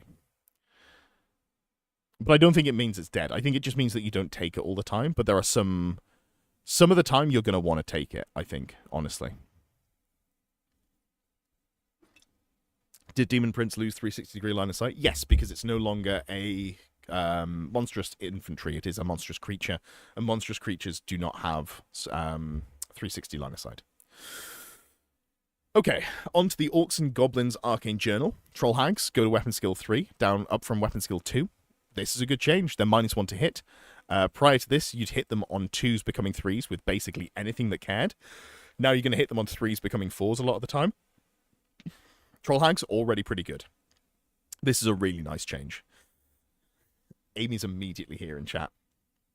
Did you have that pre-typed, Amy? Because that was speedy. Big change means that we can get big dragons, large monsters, and elite cavalry / infantry down to hitting us on 4s with collar / effigy. I mean, you can get anything in the game apart from elf dragons and weapon skill 7 lords to hit you on 4s now, right? Because most dragons in the game are weapon skill 6 or worse. This is a good defensive change. You did have it pre-typed. Very nice, very nice. Okay. That's such a crutch for me when I play Demons. Oh no, I know, right? Yeah. And also, you won't be able to put, assuming that Renegades follows suit with this, you won't be able to put the Demon Prince into a unit, which is a shame, because that's a fun thing that you could do. Okay. Bone Grinder Giants T7. We've looked at that already. Sure. Giants are getting it. Bone Grinders are getting it. Whatever. Ice... T7, I don't know. I'm going to have to come back and reconsider how I feel about Giants, I think, because T7 is a hell of a drug. As a famed T7 enjoyer, playing a lot of Chaos Dwarves. My poor Chaos Dwarves, who are all going to be T7 going, this is no longer special. That's a little bit rough. Warriors of Chaos get no changes in their errata. Beastmen Brayherds, what do they get? The Warped Gores and the Primal Warherd both get Furious Charge on the Gore, sure, and the Praeton goes up to 5 wounds. The Praeton is such a disappointing model. I was told before it came out half of the stats. I had been told half of the things that were exciting about the Praeton, and if it had Swift Stride and a regen, I'd actually be pretty interested in running it. But look at this. This is just, it just doesn't have enough. It's lacking. So getting a 5th wound is cool, but I don't think that changes how I feel about it. I want more than just a 5th wound there. I'm going to lean a little bit over to the side because my back is starting to... I've not set up my stream at all correctly because, funny enough, I didn't think I was going to be screaming. So let me just adjust my camera here so you can still see me. That'll do. That'll do. Warped Gore meta, surely? 100%. Paulie, you are on the ball there. We can reconsider the Bone Giants tomorrow for 3 hours. God damn it. God damn it. Sure, that sounds like a delightful time. The Dowies are no longer special snowflakes, I know. I know. Maybe they should go to T8. Maybe that's the solution. Okay. So, Beastman, like, nothing meaningful has changed here, realistically. I'm a little surprised that this didn't get changed in some way, but I guess they just thought that the Vile Tide nerf was enough that maybe people wouldn't be running Wild Herd exclusively. War of Cetra's Fury. So the Barded Skeletal Steed gets countercharge, and the Scroll of Summoning. Change the spell effect as follows: the target friendly unit regains D3 lost wounds, and until the next start of your subphase, improves its regeneration value by 1. That's how that works already. What's different about that? Is that just to do with the changing of the wording around regen? Because they changed it to be like worded differently with how they worded armor saves. Improves the armor value of its regen by 1, and then it's improves the regen value by 1. Sure. So it's functionally the same. They've just updated the wording. Okay, fair enough. Fine. Okay. So we've now got 4 pages of FAQs here, which is not much. Raising a Westland. If a character or unit takes 2 or more of the same chaotic trait, are its effect cumulative? No. Cool. That makes sense. I didn't even consider that you could do that, so good to have that called out. Tomb Kings. When raising dead, can they be raised within an inch of an enemy model? No, unless they're in combat already. Can a Royal Herald take hits on behalf of a monarch that is engaged in a challenge? Oh, this is a huge nerf. This is a huge nerf. Prior to this, you would run characters like Tomb Kings or Tomb Princes, and you'd protect them fully with the Heralds. This is absolutely massive. The Tomb King on foot with Ogre Blade in a Tomb Guard Death Star probably stops being the way to go with that unit. Especially with this change, we'll talk about it in a second. But this is massive. So you can no longer run a character to soak all the wounds. Basically, as the opposing character, you have the agency to stop the Royal Herald from just soaking wounds indefinitely. So you can't go for an unkillable model. I wonder if this means that we're likely to see people start moving towards like a Meteoric Iron Talisman of Protection dragon. Because you can't run like a Herald on Chariot behind that can soak all the wounds once you're in a challenge. That is pretty big, I think, realistically. Okay, cool. That's a good change. I think that is very good for the health of the game. Speaking of good for the health of the game, are the effects of Eternal Taskmaster cumulative? They should just write a rule that says all special rules with the same name and not cumulative. They have done this for spells. They had to fucking individually tweak the cannonballs. No, Cathay cannonballs don't stack their rule multiple times. Just say, rules of the same name do not stack. Just fix your game, Games Workshop. Then you will prevent these niche edge circumstances from dominating the meta for months at a time. Please sort it out. People were playing like that. I just assumed it didn't work in challenges. Yeah, there was nothing that said that it didn't. That's just the way that the Royal Herald worked, which always felt a bit wrong. But at this point, 2.5 years in, kind of just got used to it, honestly, and it just became the norm. All right, some big nerfs to Tomb Kings there. That's interesting. Can a Casket of Souls move at the end of the shooting phase using reserve move special rule? Should it have it? No. Long, rest in peace. Rest in peace, the crawling Casket of Souls, 2024 to 2026, gone but not forgotten. This was done. Basically, Casket of Souls has a rule that says it can't move in the remaining moves phase or whatever, and it can't charge because it's a war machine. So, like, there's no way to move it apart from the fact that reserve move moves you in the shooting phase, and Undead have AoE reserve move as a spell. So this is yeah. Please stop trying to make them use logic. It's part of the magic of the game. I'm not saying they should use logic. I'm saying that they should, like, very clear things where they've had to fix the same issue across multiple armies. They should fix that. Like, this is a very clear, like, stupid thing. And it doesn't lead to... Sorry, not this one here, the Eternal Taskmaster. Like, all it realistically leads to is people finding, like, niche abusive edge cases. So I think it would be massively in the game's favor if they fix that. And then here is the Chaos Marauder datasheet, and here is the Marauder Horseman datasheet. Okay, so some changes there. And then let's very quickly, we can close that down. I'm going to open up the Force of Fantasy in case I want to compare things on the fly here. And let's start off with dwarves. So, starting off with miners, reducing the cost of blasting charges to 1 point per model. Cool. Blasting charges are too expensive. 1 point per model is probably fair. Blasting charges are a range 6 weapon. This is probably still not good, and miners are probably still not good, but at least makes it less painful to stack them in that way. Okay. Slayers. Add Furious Charge to the Troll Slayers and Giant Slayer list special rules. Sure. I don't think this necessarily makes Slayers... Like, it doesn't necessarily do... Okay. So, Architect, if they fix the game, what would we have to debate during the 8 months of silence they need in between rolling out disappointing updates? That's a... Like...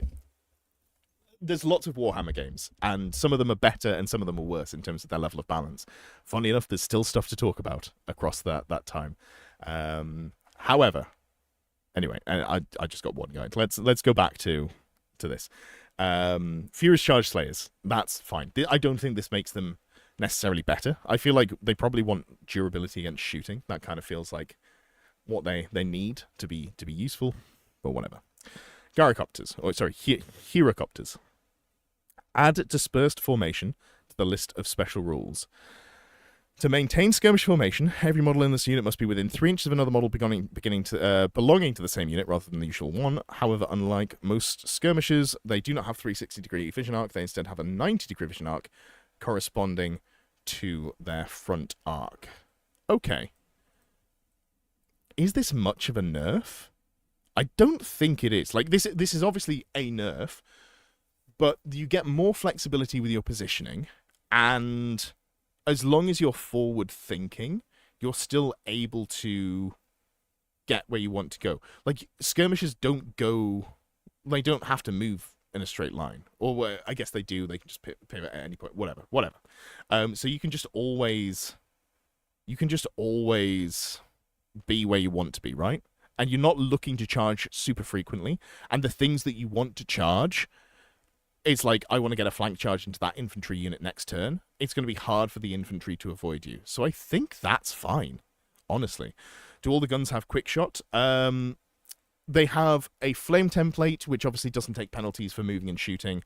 They have 2 guns, both with quick shot, and one of them has move and shoot. Doesn't feel like a meaningful change. Should have made them more like a unit of monstrous creatures. Maybe. Yeah, maybe. Can the Anvil of Doom still move with a reserve move then? I guess so. I guess it can. Unless they've changed that as well.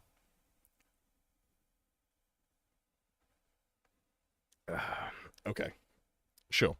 I don't think I have strong feelings on this. I know that unless Sappers is nerfed down the page, which I don't know that it is, I think this doesn't kill the X-Force list. Like, I feel like this is still fine. It's obviously worse than it was, but I don't think it's massively worse. I think the 3 inches coherency is actually pretty nice as well. I can see you're all talking about Peg Knights. We'll get to those when we get to those. Sure. Anyway, cannon. 95 points, because they are the only bad cannons in the game, right? Maybe that's not true. Maybe there is one other cannon that's bad. Like, the steam tank has the same cannon. You are kidding. You drop the points by 5. Organ gun 5. Flame cannon 5. This is not a meaningful change. Like, again, like the monsters, I was like, oh, okay, cool. Is this something? And then you look at actually what it's done, and it's not done anything.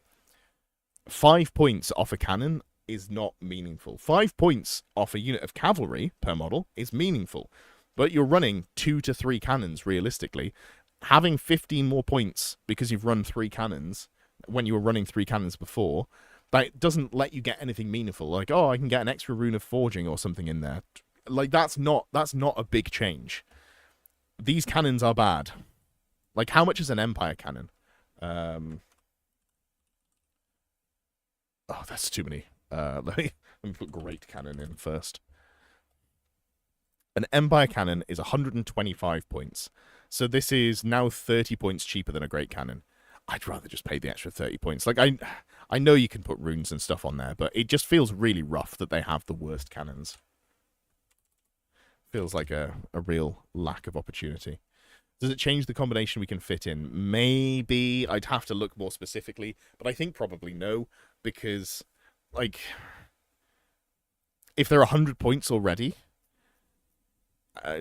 yeah, I'm not going to think too much about this, because this is actually frustrating. This feels like such a poor set of changes here. Well, I'll think about that more later on. Whatever, we'll get to that one. And that is all of the changes for the Grand Army, or the Force of Fantasy rulebook for dwarves. Okay, sure. Pegasus. Add the following note after the list of special rules. Unlike most skirmishers, this model does not have a 360-degree vision arc. They instead have a 90-degree vision arc corresponding to their front arc. Does that mean that the... Oh, this is the Empire Pegasus. This is not the Bretonnian Pegasus. Sure. Cool. So they're just being consistent with Pegasus. And they haven't given it dispersed formation, because dispersed formation is for units, and you can't have units of Pegasus for Empire. Sure. Okay.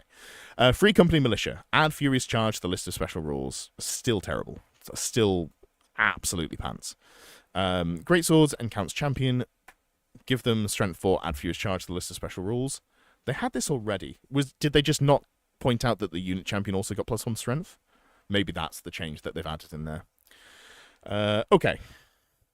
Some points rebalancing for Empire. Let's have a quick look at these. Pistolier is going down to 15 points. Feels very cheap. They were 16 points before. They are the Ballistic Skill 3 impetuous ones. But they go to 15 points. Sure. Okay. Sure. That is a change that you've made. Empire Knights, down 1 point per model. And then Inner Circle Knights, down 1 point per model. Like, I don't understand what the point of these very, very minor changes are. The things are not being played because they are terrible compared to the other stuff.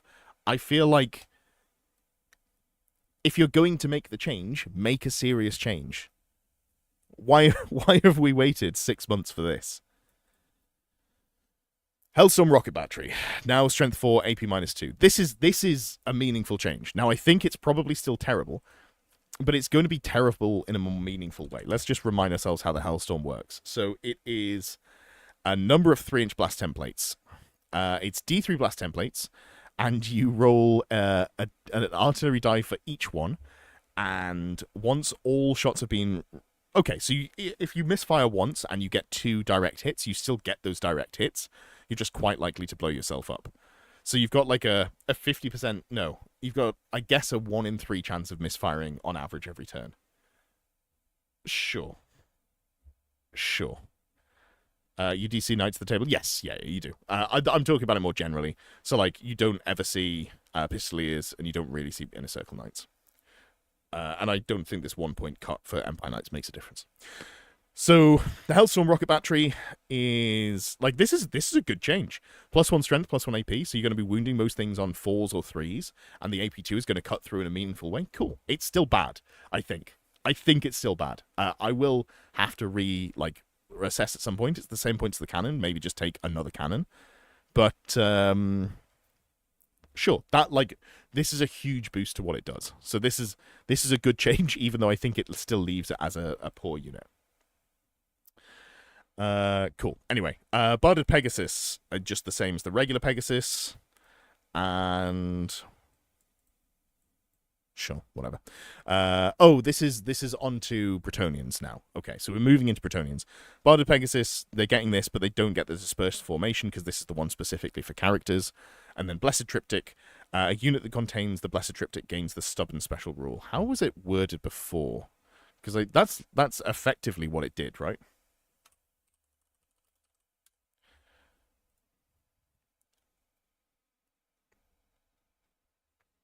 A unit that contains a model equipped with the Blessed Triptych gains the stubborn special rule. And now it's a unit that contains a Blessed Triptych gains the stubborn special rule. What's different about it? Contains a model that contains a... I mean, sure. You're still, you can still kill the character that holds it, right? I don't think this changes anything at all.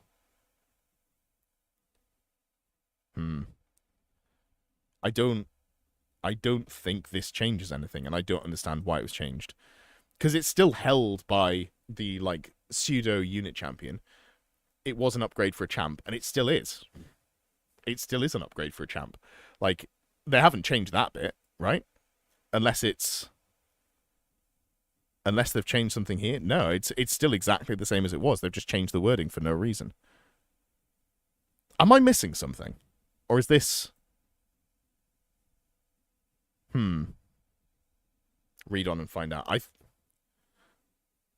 Yeah, like, I've scrolled down and I'm not seeing any difference here. It was an upgrade for the... You keep saying was. Oh, okay.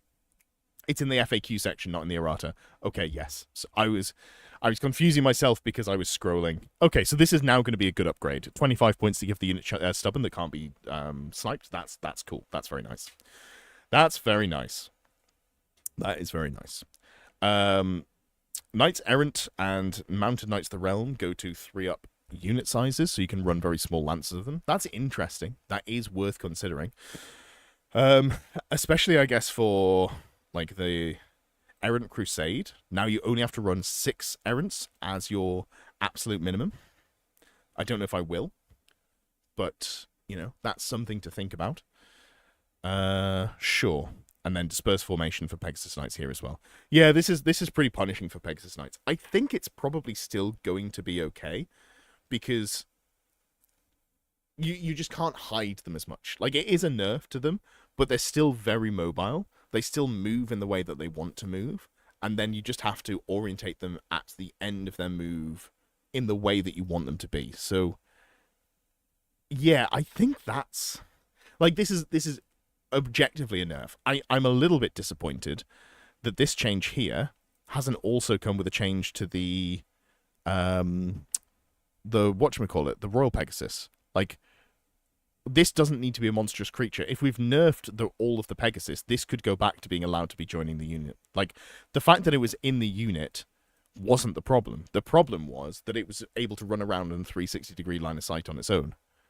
So, but which then also wasn't really that much of a problem because you could only do that realistically with a 2-up save if you're going with the killing, like the Monster Slayer, which has fallen out of, you know, there's cascading effects there. Anyway. Means people can't duck out of their line of sight. That's a big deal. It's going to be hard to do, but not... Oh, sorry, like, enemies can duck out of.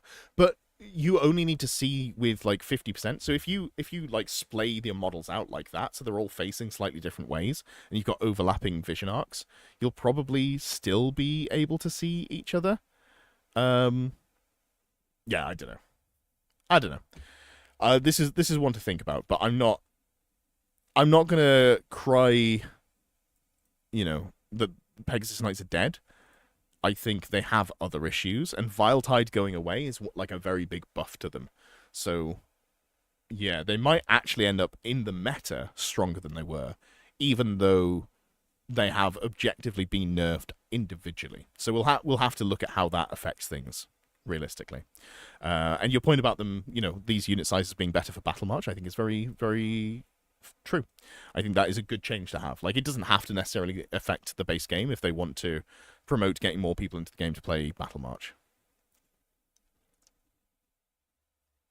Okay, Branch Wraith. Branch Wraith is keeping up with the Dryads. That's a good change. Yeah, so if we go on to moving on to Wood Elves, the Dryads got a buff previously to get Armor Bane 1 and +1 inch of movement, and this is getting us in line with that. I don't think Dryads have Furious Charge, though. I think the Branch Wraith getting Furious Charge is just like a, hey, let's make your combat character a little bit better. I think I like the Branch Wraith in general, so that's cool. I'm not opposed to seeing that.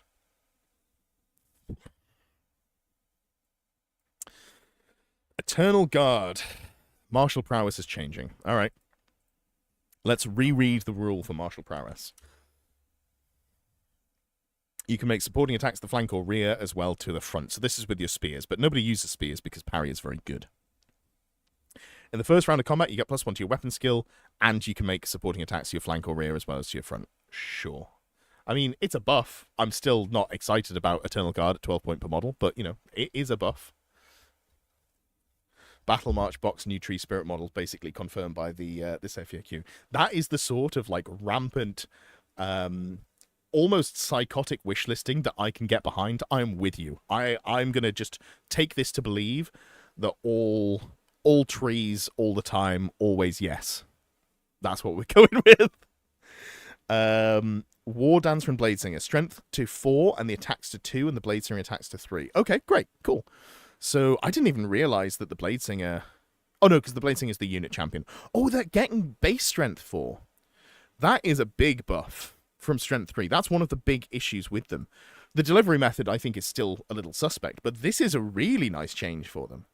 And going to 2 attacks each means that you don't have to lean on the... so they've got the various dances. What page am I going for? Page 1 through 1. Yeah, so normally you'd have to go with the +1 extra attack because you're a strength 3 1 attack model. And sure, you'd probably take the additional hand weapon, so you're getting 2 attacks, but you'd get to 3 attacks. Now you're at base 2 attacks or 3 attacks with the additional hand weapon. So you could use the Whirling Death, and suddenly you've got 3 attacks at strength 4 AP2 with a very high weapon skill. That's not nothing. That is meaningful. I quite like that. That's very cool. I do like that. Dryad and Nymph, they already had the movement 6 and the armor bane 1. They've gained Furious Charge as well. Sure, let's just keep stacking more buffs on them. Like, I'm gonna have to play around with some Wood Elves here, I think. I'm gonna have to play with some Wood Elves. This is too much. Too much buffs to Tree Spirits. Treekin and Elder are now toughness 6. If a tree lord, tree man, if a tree man doesn't go to T7, there will be words had. If a tree man doesn't go to T7, strength 6, and have, like, I don't know, AP 37, I'm going to be fuming. War Dancers have Furious Charge as well. Oh, they do! Thank you. I'd forgotten about that. Furious Charge. So, yeah.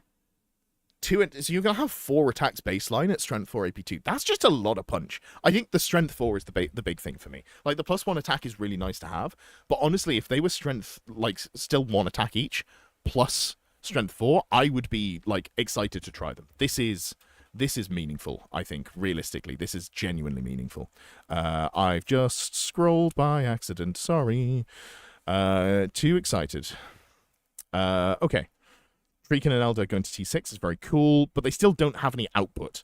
It's funny that Dryads are now 3 attacks on the charge, strength 3, AP 0, armor bane 1, and then Treekin are 3 attacks all of the time, strength 4, AP 0, armor bane 1. Like, they probably should have given the Treekin a little bit of a buff as well in terms of their output. But you know what?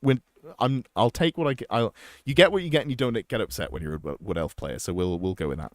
Sister of the Thorn going to 22 points, then unit size 4. Sure. I mean, you don't want to run them as a small unit size, right? Because they have, or are they?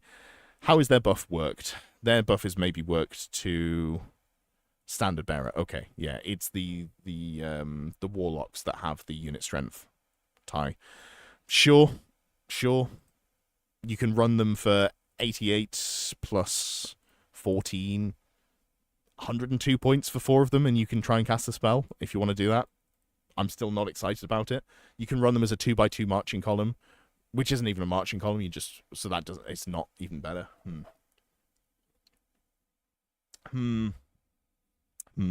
Workday done now. You can stop whatchamacallit. Now Treekin T6 is huge. Is it? Because they're not immune to psychology. They're not unbreakable. They do have stubborn, which is cool. Like, let's just go up and have a look at Treekin for a second. We're paying what? 51 points? Yeah, it hasn't been changed.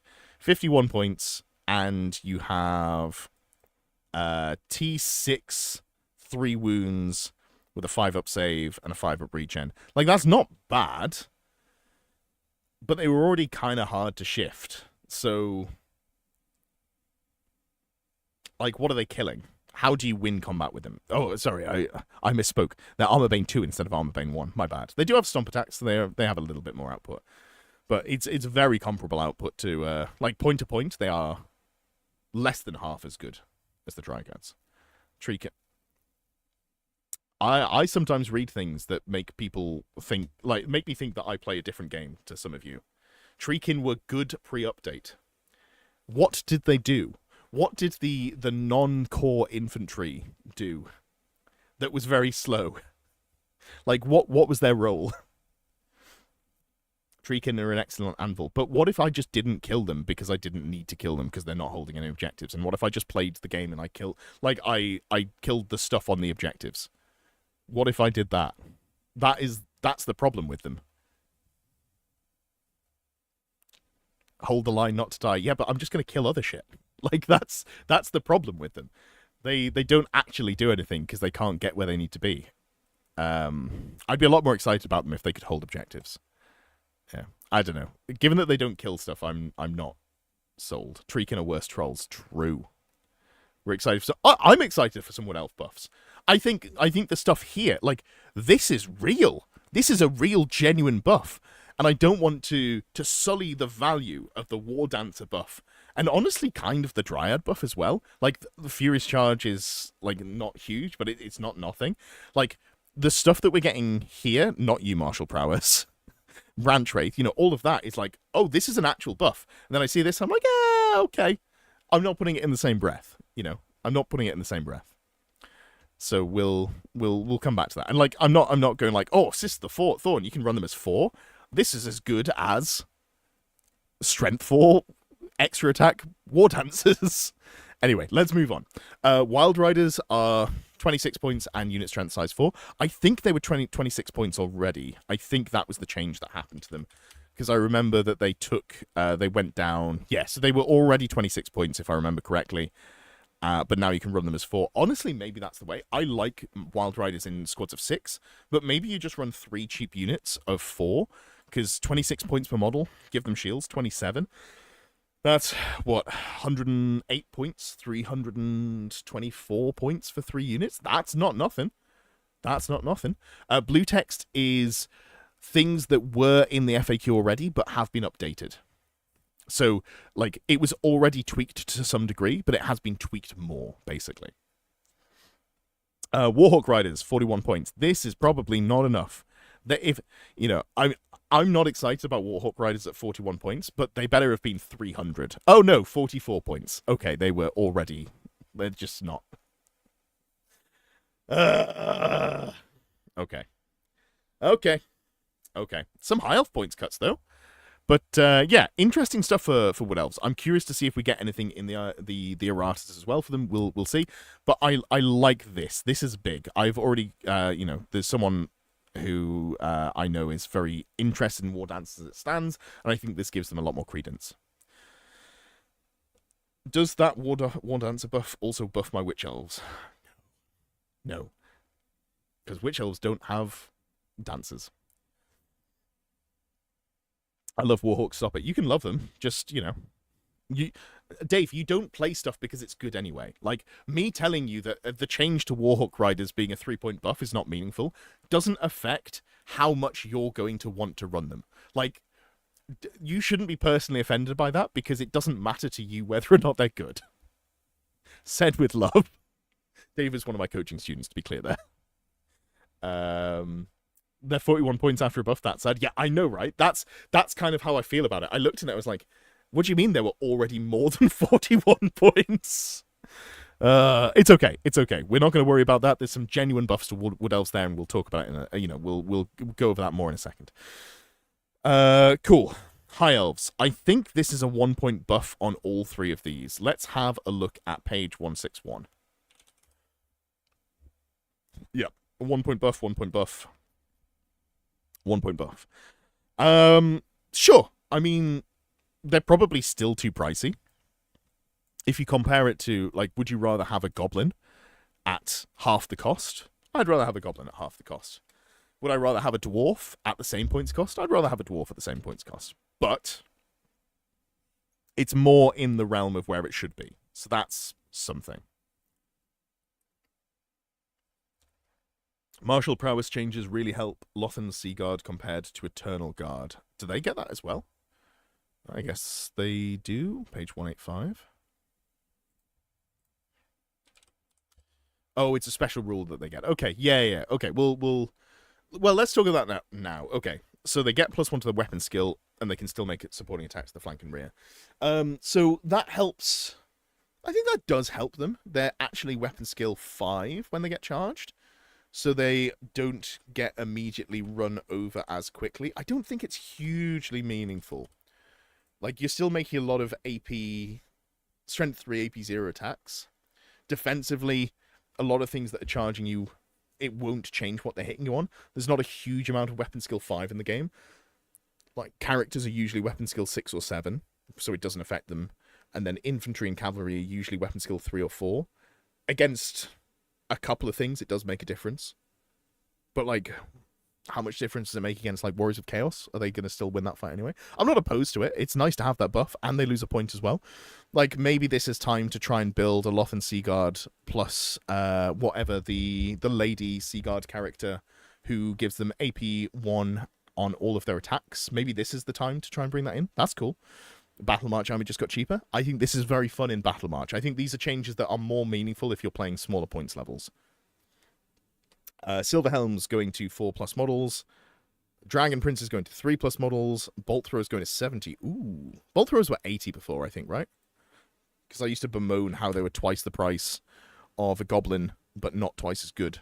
Which wasn't, like, 100% accurate, but it was just like a Bolt Thrower. 70 points is interesting. The Bolt Thrower is a T6 model with a two wounds and only a 6-up save, so it actually dies kind of fast. If you hit it with any cannon other than like dwarf cannons, it dies immediately. So it's a little bit rough. Oh, it makes the weapon skill 5 on Seaguard means that weapon skill 2 hit you on 5s, and if goblins charge you and you outnumber them and they fail the fear test, Anyway, let's not worry about niche situations that probably aren't real. 10 points off on the Bolt Throwers is something. Now, because if you're taking 6 of them in the Seaguard detachment, that saves you 60 points. That's not, that's what, 350 that you'd be running them at for 7 of them. No, for 6 of them, and it wouldn't be. It'd be 420. 420 is kind of pricey. I don't know. Be nice if in 2nd edition they just legacy all of the elves. You just woke up and chose violence today, huh? I see how it is. Okay. Oh, that's rough. That is rough. Again, like, this is probably a good change for that for the game, but like, oof, poor high elf players. So like, all of these changes here don't really make much difference. This sucks. If you play high elves, the only thing that does anything for you, which is the characters, just got less reliable. Sorry about that. Yeah. All right. Cool. Well, that's that for elves there. Interesting. Moving on to the Arcane Journal. No change to sappers, so that's cool. So yeah, I think the Dwarf X-Force list probably still exists. It just might need to be tweaked, and it's a little bit less good into some things. There's a lot more stuff in the meta now that theoretically has multiple attacks, so I guess that's kind of a problem for it.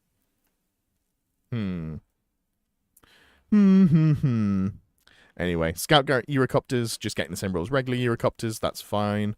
I had a moment there. I was like, wait. They haven't given it to Gyro Bombers, but they are monstrous creatures already, so they already had the 90-degree vision arc, and that doesn't matter.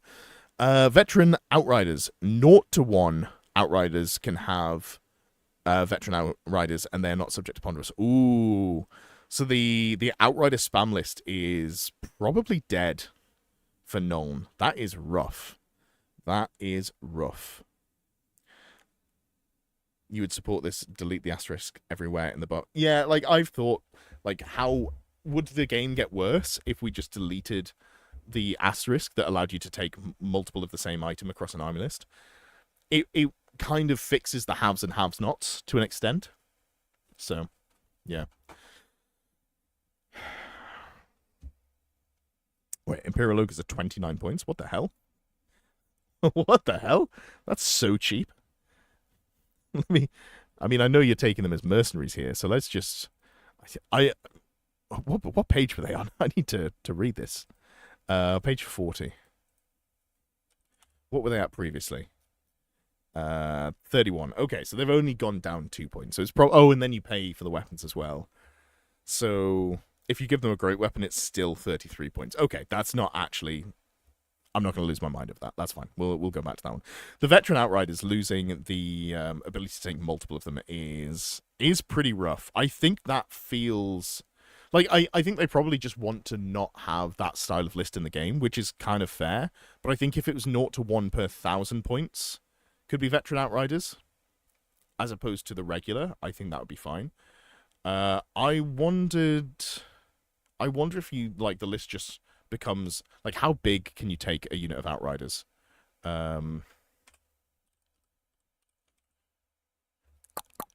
Is there a unit size cap on them? 4+. Like, people are going to immediately experiment with taking a unit of 20 of them, but I think that might just be too limiting, because you can't split fire, and also they're going to be too easy to pin down. I think this kills that build. I wonder if there is a build for Null where you go heavier on the artillery and you lean on Van Loenhack for the +1 to go first, and then you take more like core shooting. But I don't think the core shooting is good. I don't know. I'm not sure about this one. This feels like, honestly, this is maybe bigger of a nerf to Empire than the Vile Tide nerfs have been to Beastmen, and those are significant. This is I think they've killed that build. That's rough. Oh, and you can only take 1 Squintoffins. I mean, sure. I guess people might have tried to run it without deleting Ponderous. But yeah, now you just absolutely can't do it. That's something. That is something. Rough. Look how they massacred my boy. Okay. Ooh. The Green Knight gives up points when he dies.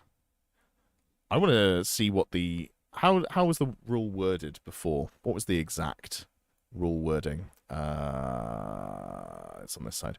Page 36.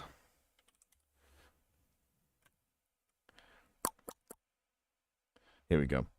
Or of the Fae. You only score it if you're not at the end of the game. Yeah, that was the wording. I couldn't remember if they had changed it in some way. Yeah, so now the first time you kill the Green Knight, it gives up points. That is a nerf. I think the Green Knight is still good. I hope that this comes with... Oh, hold on. Let's read this. Let's read... There is a second nerf to the Green Knight. Let's read that quickly.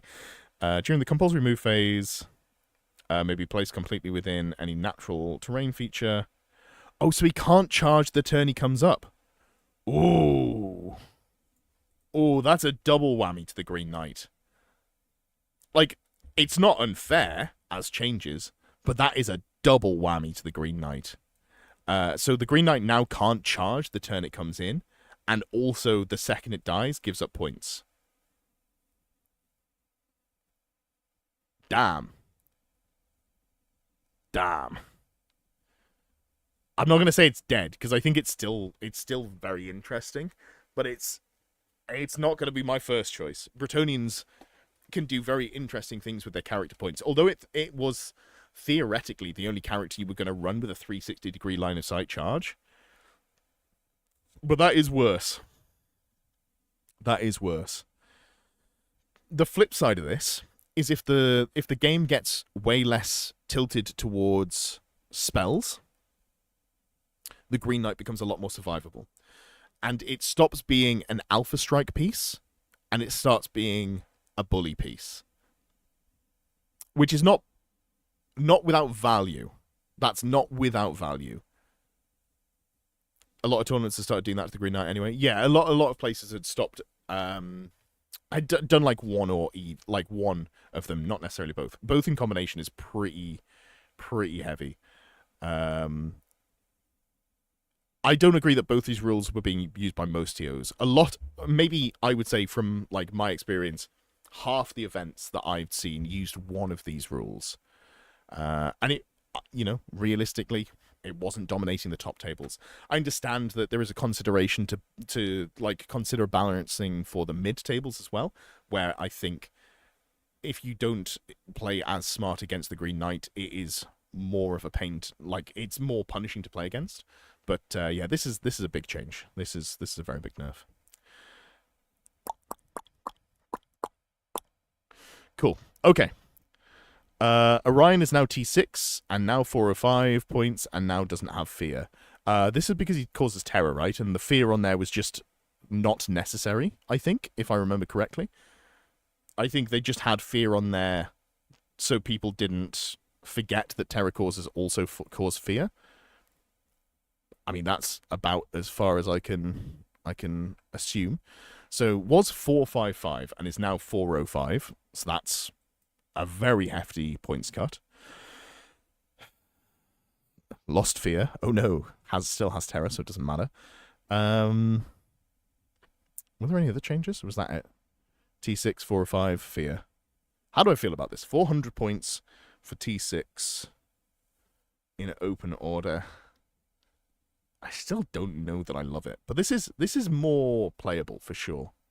This is definitely more playable. It's interesting. That is interesting.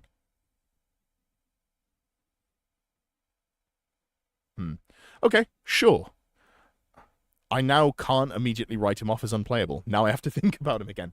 That's the, like, a lot of the changes in here don't feel like they're big sweeping changes. What it feels like is I'm going to have to reconsider a lot of my baked-in opinions. Where it's like, giants are bad, don't take a giant, it's a waste of points. And now I'm like, is giant good enough to play?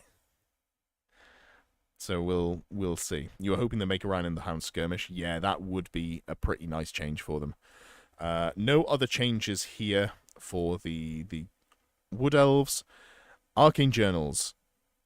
Where is the wilderness? Okay, so this is the terrain. Once players have finished placing terrain, Trace and Warhost may place one additional area of difficult terrain, measuring no less than 3 inches at its narrowest and no more than 9 at its widest. Have they got rid of the line of sight blocking again? Is that what this is? Hold on. Let's look at the previous version. I've forgotten the name of the rule, so I'm just going to type Tracing Warhost. That's the way that we're going to do this. That's the solution here. That's what we're doing. Special rules. Where is the wilderness? Here we go. So here it's a wood. So now it's back to just terrain that doesn't block line of sight. All right. Sure. Okay. That's... That is a nerf. Merworms are now 2,000 points and Line Guard is 17. I just don't think I care about either of those. Like, non-core infantry, whatever, and Merworms are bad. So I don't have opinions here. Okay. Let's go into the FAQs. This is maybe going to be more interesting. How does the Master Rune of Adamant work on the Anvil of Doom? It increases the toughness of the crew, but not the Anvil itself. Why is this in purple? Magenta. Why is this in magenta? Because this is how it worked already. Like, they'd already fixed this, and I don't know why it's highlighted. Unless they removed it and then re-added it. When a model hits an enemy using the Death Blow special rule, does that hit benefit from the model's special rules? Yes. Sure. Fine. I think that's how I would have considered it to be played before. I don't know what they've changed the wording on this, but sure. Oh, here we go. Is an entrenched unit protected on all 4 sides and just its front? Just on front. Yep, that's how I'd expect it to be anyway. This is how I've seen it played. I don't know if some people were playing it separately, but you do have to protect the flanks and rear of your unit. That is one of the downsides of the list. And a Goblin Hewer. Oh, they did change this. Have they fixed it? When it shoots using the Whirling Death, does it add D3 modifier to the number of shots rolled for each rank and file, or just a single D3 modifier? Roll an artillery die plus an extra D3 per rank or file of the unit, dependent on which arc the weapon is shooting into. What was it before? Because mathematically, it was like unlikely to kill a single goblin, and I can't remember, because it's such a bad unit, I can't remember how it worked previously. Let's have a look at this here. Was it previously just a... bollocks. Just a single D3. You do not get a D3 per rank. Okay, so this has been fixed to actually be the way that it should be. So now it's going to be, if you shoot into 4 ranks, you get an artillery die plus some additional D3s. Okay, this is better. I think it's still probably bad. Again, someone's going to do the numbers on this, and I'm keen to see them when they do, because I'm not going to do it. They fixed it. Yeah, perfect. That's what I thought it was going to be, but I did want to double check before I got excited about something that probably still is bad because it's a ballistic skill shooting unit. Emperor Man. Can the steam tank fire both its steam cannon and steam gun during the same shooting phase? Previously, this was a no, right? And now it's a yes. All right, sure. I don't care. That's fine. I don't think that makes a real difference. Oh, actually, maybe it is. Because the steam guns are Strength 3, AP 1, Strength 2, AP 0 breath weapon with no armor saves. Oh, Strength 2, no 8. Okay. Be able to shoot that plus a grape shot is honestly not awful. Alright, sure. Slight buff for the steam tank there. That's pretty cool. Does a unit that includes a Grail Monk with a Blessed Triptych lose Stubborn if the Grail Monk is killed before the rule can be used? Nice. Okay. Cool. So this is the best version of what they could have done for the Grail Monk, in that the Grail Monk is still a unit champion. You can still soak a challenge with it, but also when it gets killed, you still get the Stubborn. My recommendation for the entire 2.5 years up to this point would be do not take the Triptych. My recommendation going forwards is always take the Triptych. Stubborn for 25 points on a unit of 30 plus models is very, very good. Does a unit of Battle Pilgrims that includes a Grail Reliquary benefit from the Blessings of the Lady, or just the Grail Reliquary itself? The entire unit gets the Blessings of the Lady. This is not how I would have read that previously. I guess this is an FAQ that's a change. So now you've got Pilgrims that have an actual ward save. That's very cool. I'm on board with that. I'm a lot more interested with Battle Pilgrims than I was previously. Okay, sure. What else? Does the Waystalker's Hawk-Eyed Archer rule apply to magic items that allow to cast a magic missile? No, this has been fixed! It only applies to the Azrai Longbow or to range magic weapons. This is different. This is different. Let's look at the old rule. The old rule was that you could only use it with specifically its bow. Specifically, no, it only applies to their bow. Oh, Waystalkers, Wood Elf stonks have gone up massively. This is so much better. I am so much more excited to play Wood Elves. I think there is a lot of stuff here. That is very cool. I am a big fan of that. I think that's a very good change. Sword of Sorrow Waystalker. Sword of Sorrows. Is it 30-inch range on a Sword of Sorrows? I think it is. Or it might be... There we go. It might be 24. No, it is 30 inches. Strength 5, AP 1, Armor Bane 2, Multiple Wounds 2, no ward regen. This is a character sniper and a half. I think I'm now looking at a couple of Way Watchers, a couple of units of Way Watchers and a couple of Waystalkers, honestly, for Wood Elves. I think Wood Elves have gotten significantly more interesting than they were before. This is a really big change in my mind. What is that Waystalker range? Okay, so Waystalkers have a special rule, which is called Hawk-Eyed Archer, and the way that it works is that you can target lone characters who are normally protected by the units that they're next to, and they can also pick out units within models within a unit, such as champions or characters.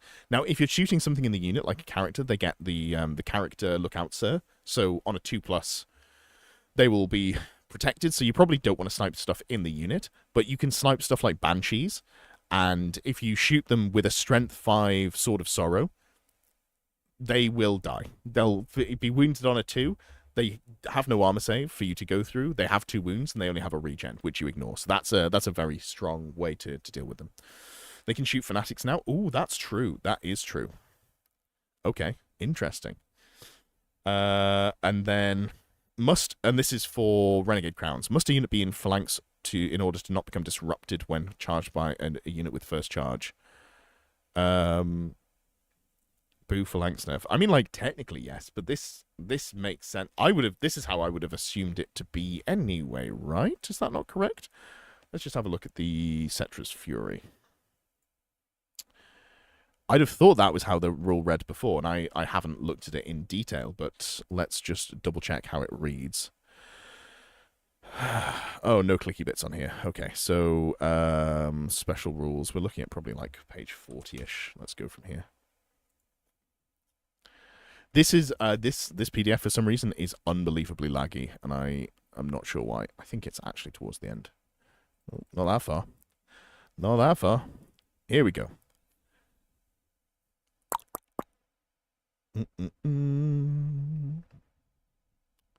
Is phalanx not on here? I don't think I can control F as well, because I think this is just a... Oh, no, I can.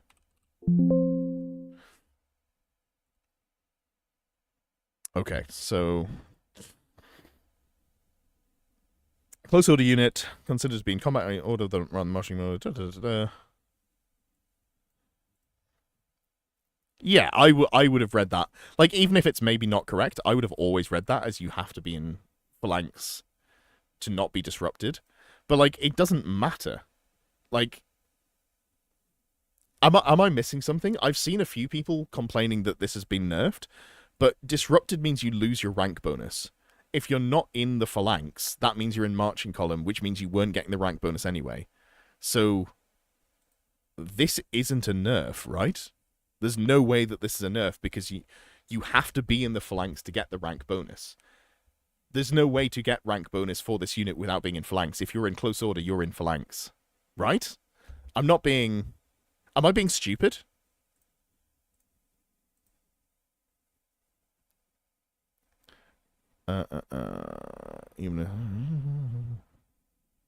Yeah, it doesn't say that you have to be deeper than you are wide to be in phalanx, right?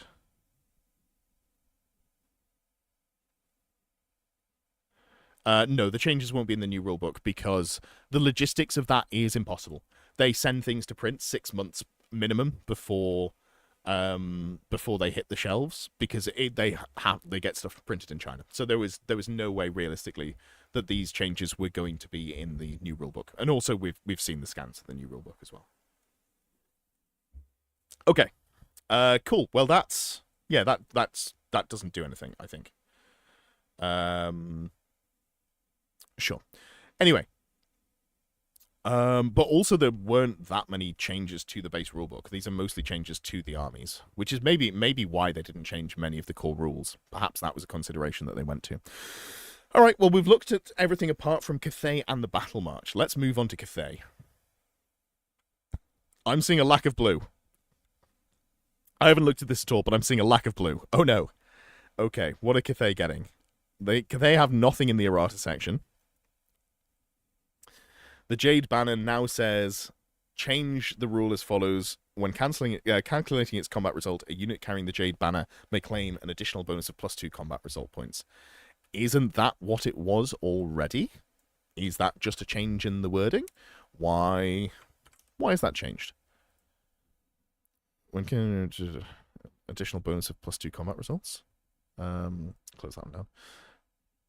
When calculating its combat result, a unit carrying the Jade Banner may claim additional bonus of +2 combat result points. It's the same shit, right? Calculate its combat results. Am I being stupid? Is this not just word for word the same?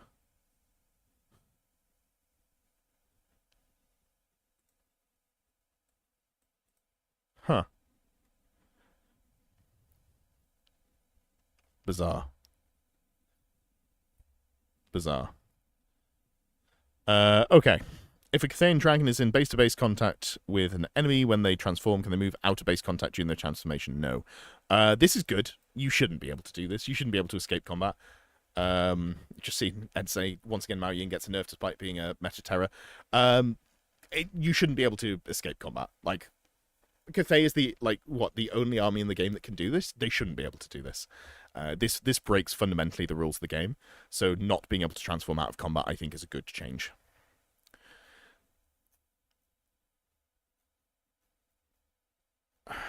Added May, so you don't actually have to take the result bonus there. Okay, cool. And that's it for Cathay. So, no points on Shigengans. No points on any of the items. So the meta is going to continue to just be the same bullshit. Why Why haven't they done anything? Why haven't they done anything? Like, what's up with that? I don't understand. Cathay just hasn't been touched at all for no reason. Almost like they want to say. I truly don't believe that they write rules cynically to sell models because, and I know I use the same example every time, but if you look at the entire Space Marine range refresh they've done through 8th through 10th edition, almost all of the units they've released for Primaris have been absolutely terrible. Like, not even just like bad, but like competitively unplayable.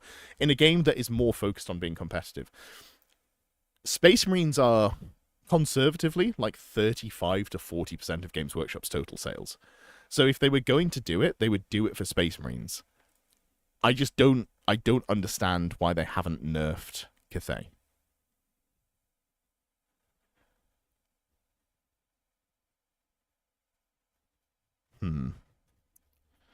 Bizarre. Well, I'm gonna not lose my mind, and I'm gonna think about this in more detail and see if I can see if maybe is there anything in the meta that's changed. But I feel like most things got nerfs. Like, Elves got some slight buffs, but not some major buffs. Chaos got some nerfs. Beastman got nerfs. It's just Cathay didn't get nerfs. Maybe they feel January. They were going to leave V1 Cathay until now, but were forced to release stuff in January. All this has probably been sitting there for months. Maybe. I don't know if that's accurate. I'm not sold on that. The models will sell anyway. Yeah. Only Ultramarines get the special treatment given the amount of characters they've had released. Yeah, but they don't get good rules for them. They just get new models. They're not game winning usually. Changes to Furious Charge for infantry is good. Yeah, that's good. Okay, let's have a quick look. They've made some changes to Battle March. Oh no, this is just the Battle March rules. Oh, that's cool. They've just uploaded the rules for Battle March. These will be the ones that are in the new rulebook. But if you have the old rulebook and you don't want to buy the new one, here's the rules to play Battle March. That's cool. And then here's the way to play Battle March competitively, I guess, is the goal here, the additional stuff. Okay, sure. I mean, this is what comes in the Arcane Journal, right? I think. Let me just make sure I've saved that one before it goes away, theoretically. I think this is just all of the rules that matter from the Arcane Journal, the Battle March Arcane Journal. Interesting that they've put it online.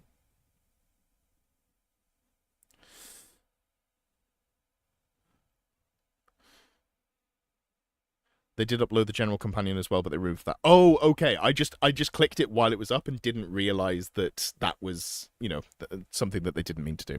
All right, cool. Well, thanks Games Workshop for the for the Arcane channel that I have the scans of anyway, but whatever. Okay, interesting stuff. There's a lot to think about here. Definitely a lot to think about. I'm gonna plot twist. Someone uploaded the wrong PDFs. Yeah, maybe. I'm gonna take some time to think about all this, and then there'll be plenty of content coming about it. It doesn't change things up as much as I'd like it to. That's for sure. That is for sure. Is the High Elf Battle March army outdated now they have points changed? Sure. I mean, like, if you're playing the pre-made Battle March options in that book, you do not care about, like, 1 point being taken off the models. You don't understand the Furious Charge to infantry. Yeah, it doesn't feel like it does enough. I like the change to not having to measure the entire wheel. Someone's going to have to do the measurements on that, and then we'll go from there. But that's... yeah, I don't know. What do I think the go-to for Battle March is? Probably 500 points. I guess it does change a little bit of the stop-start nature of both of us have press of battle, and if I charge you, then you win. Yeah, I don't know. Feels like the scratch around the edge does not really help the bottom. Yeah, I think it does do that. It doesn't feel like it should be the role of infantry to charge. In previous editions, infantry were a lot more able to get charges. I'd have liked to have seen like a nerf to Swift Stride in there as well.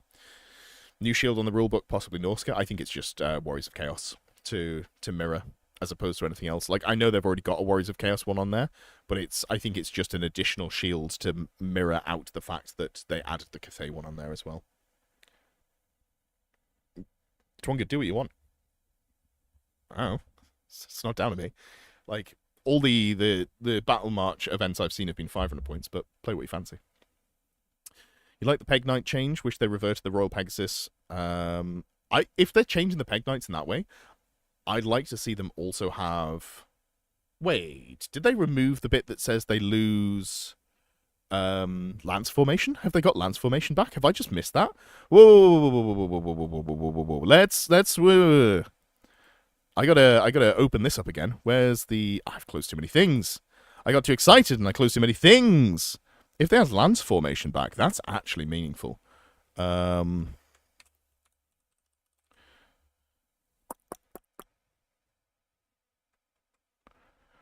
Pegasus. Oh, no, they still lost lance formation. God damn it.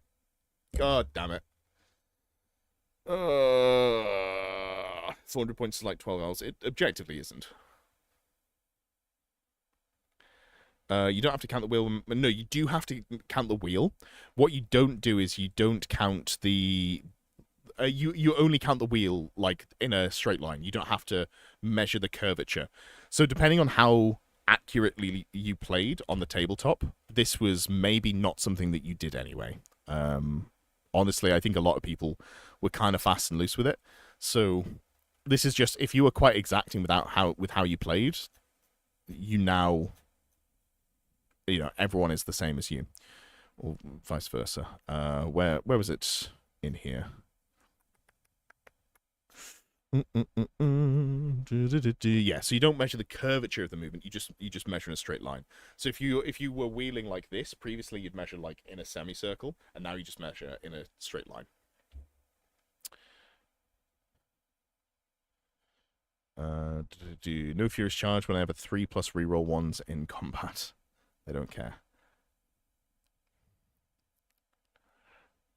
Yeah, Cathay definitely don't need buffs. That's for sure. That is for sure. The 50% model cap only counts for a single unit, not units of the same type. That's correct. And it only counts in the list building phase. So if you want to still stack 1,500 points of models into the same unit, there's nothing stopping you from doing that. You can go 500 points worth of models as one unit. And then as long as that's less than 50% of the models in your unit, you're allowed to take the list and you can still then put 1,000 points of characters in there. You did it really badly, Dave. We'll be having words. This is unacceptable behavior. I don't think there's anything I've missed here, is there? Shug Lord should be 1 per army like Chaos Lord. Maybe. There's definitely some... I don't mind them running 2, but I think they should just cost more points. I think they're just undercosted for what they do. Let's see. I assume they've put an article out there now.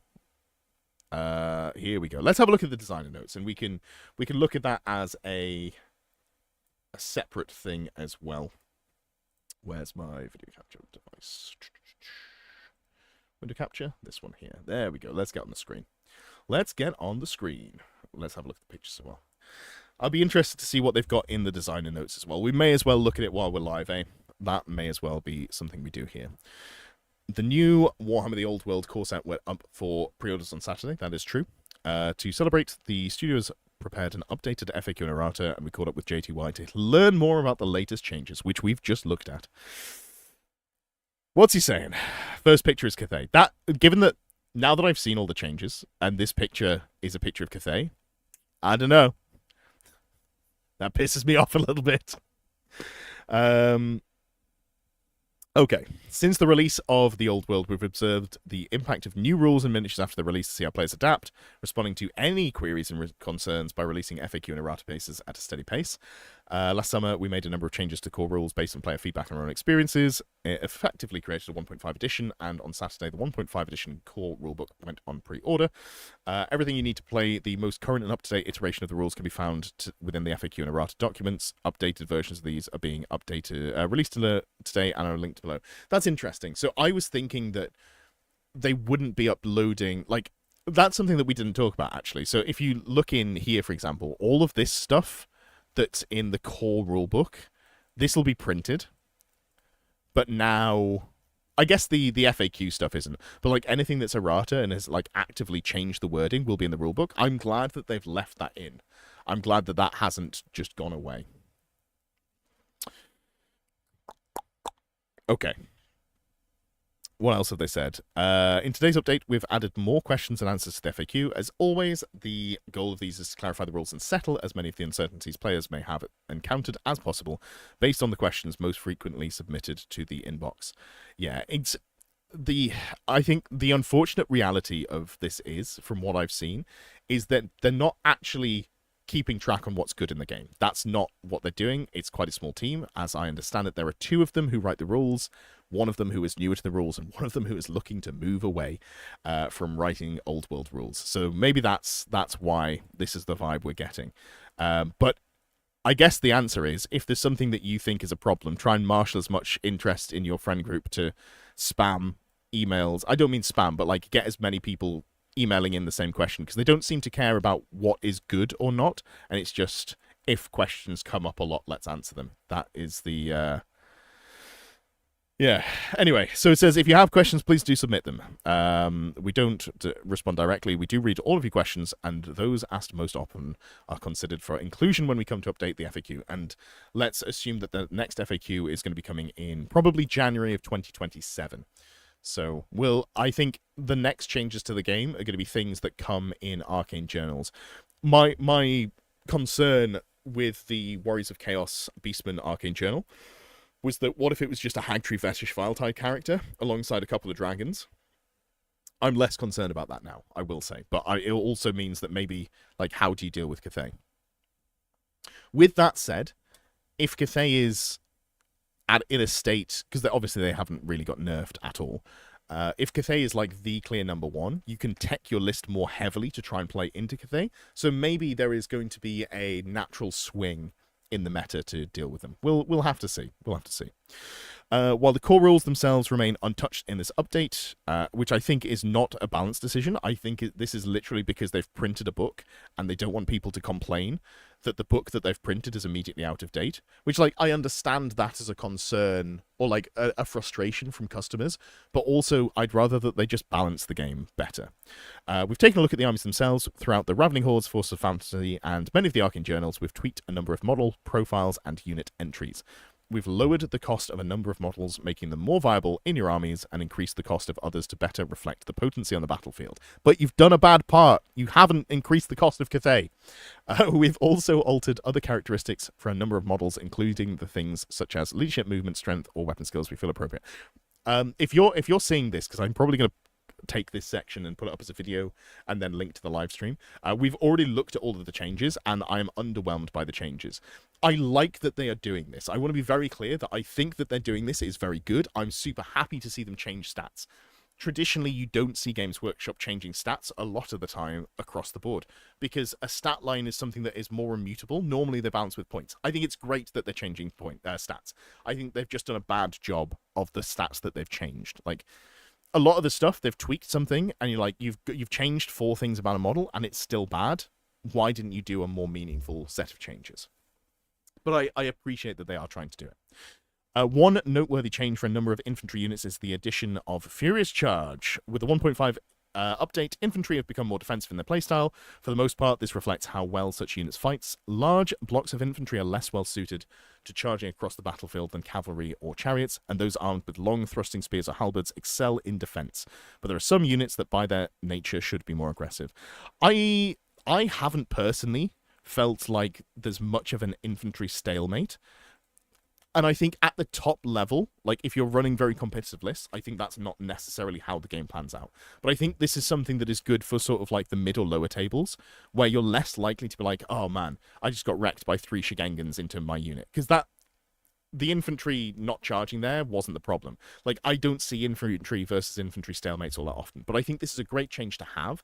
And I, as well, depending on what versions of like other rules you're playing with or events, this might be more meaningful. Like, if infantry are better at your tables, then this is more meaningful.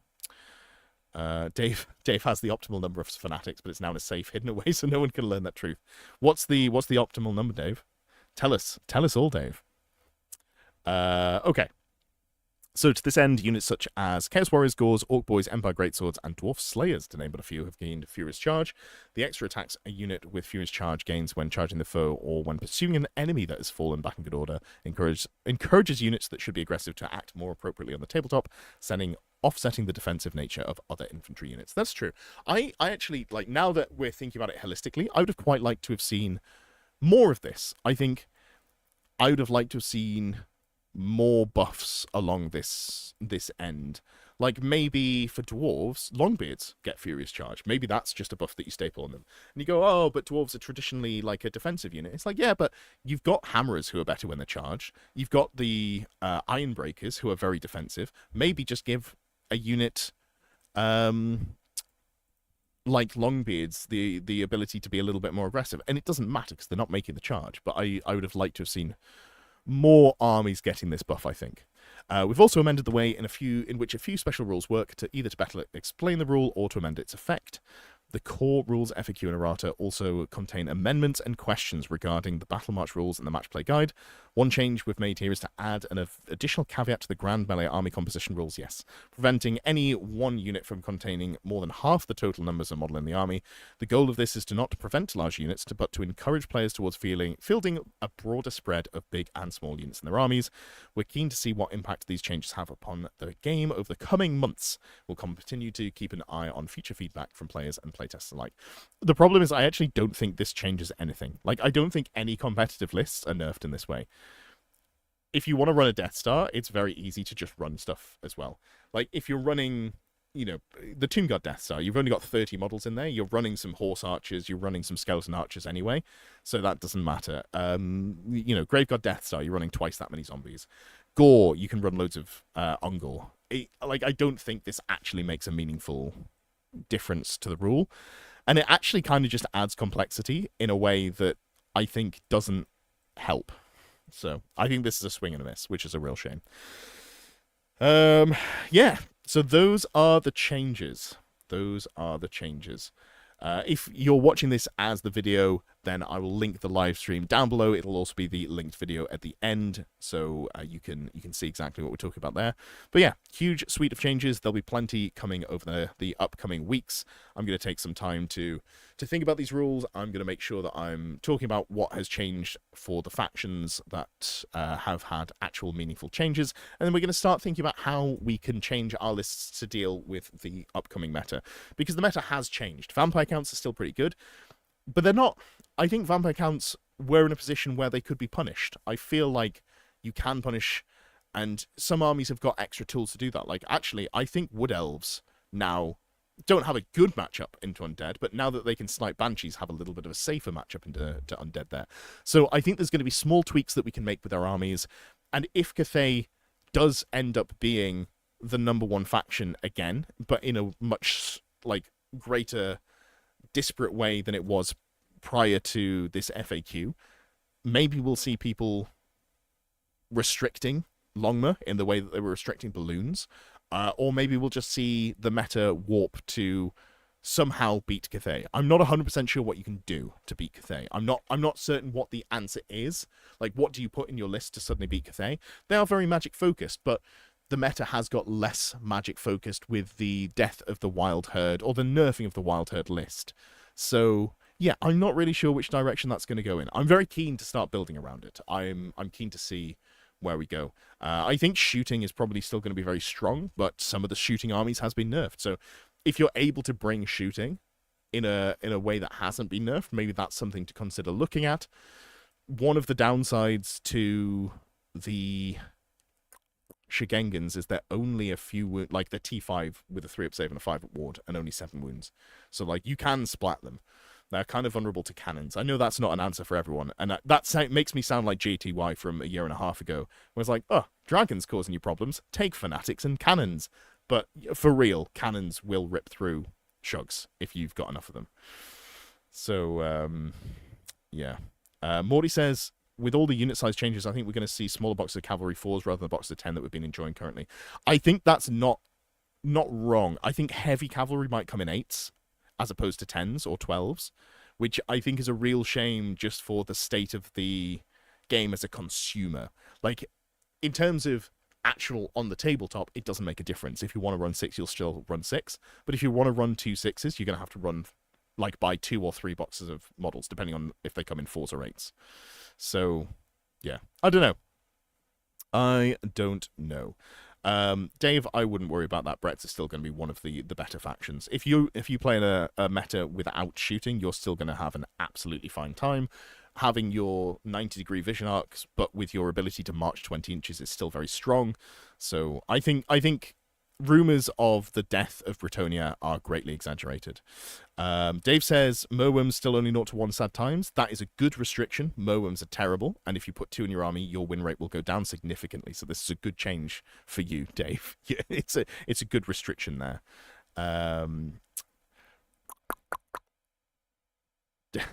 Other Dave says the answer to how many fanatics is it's more than 2, but it's in a safe hidden from all eyes. Well, fair enough. I think fanatics are still fine. Like, you're typically releasing fanatics when they're going to do damage, right? So the fact that they're out in the middle of the board and being removed, maybe not the worst thing for the Orcs and Goblin player a lot of the time. Giant meta, exclamation mark, question mark. No, full stop.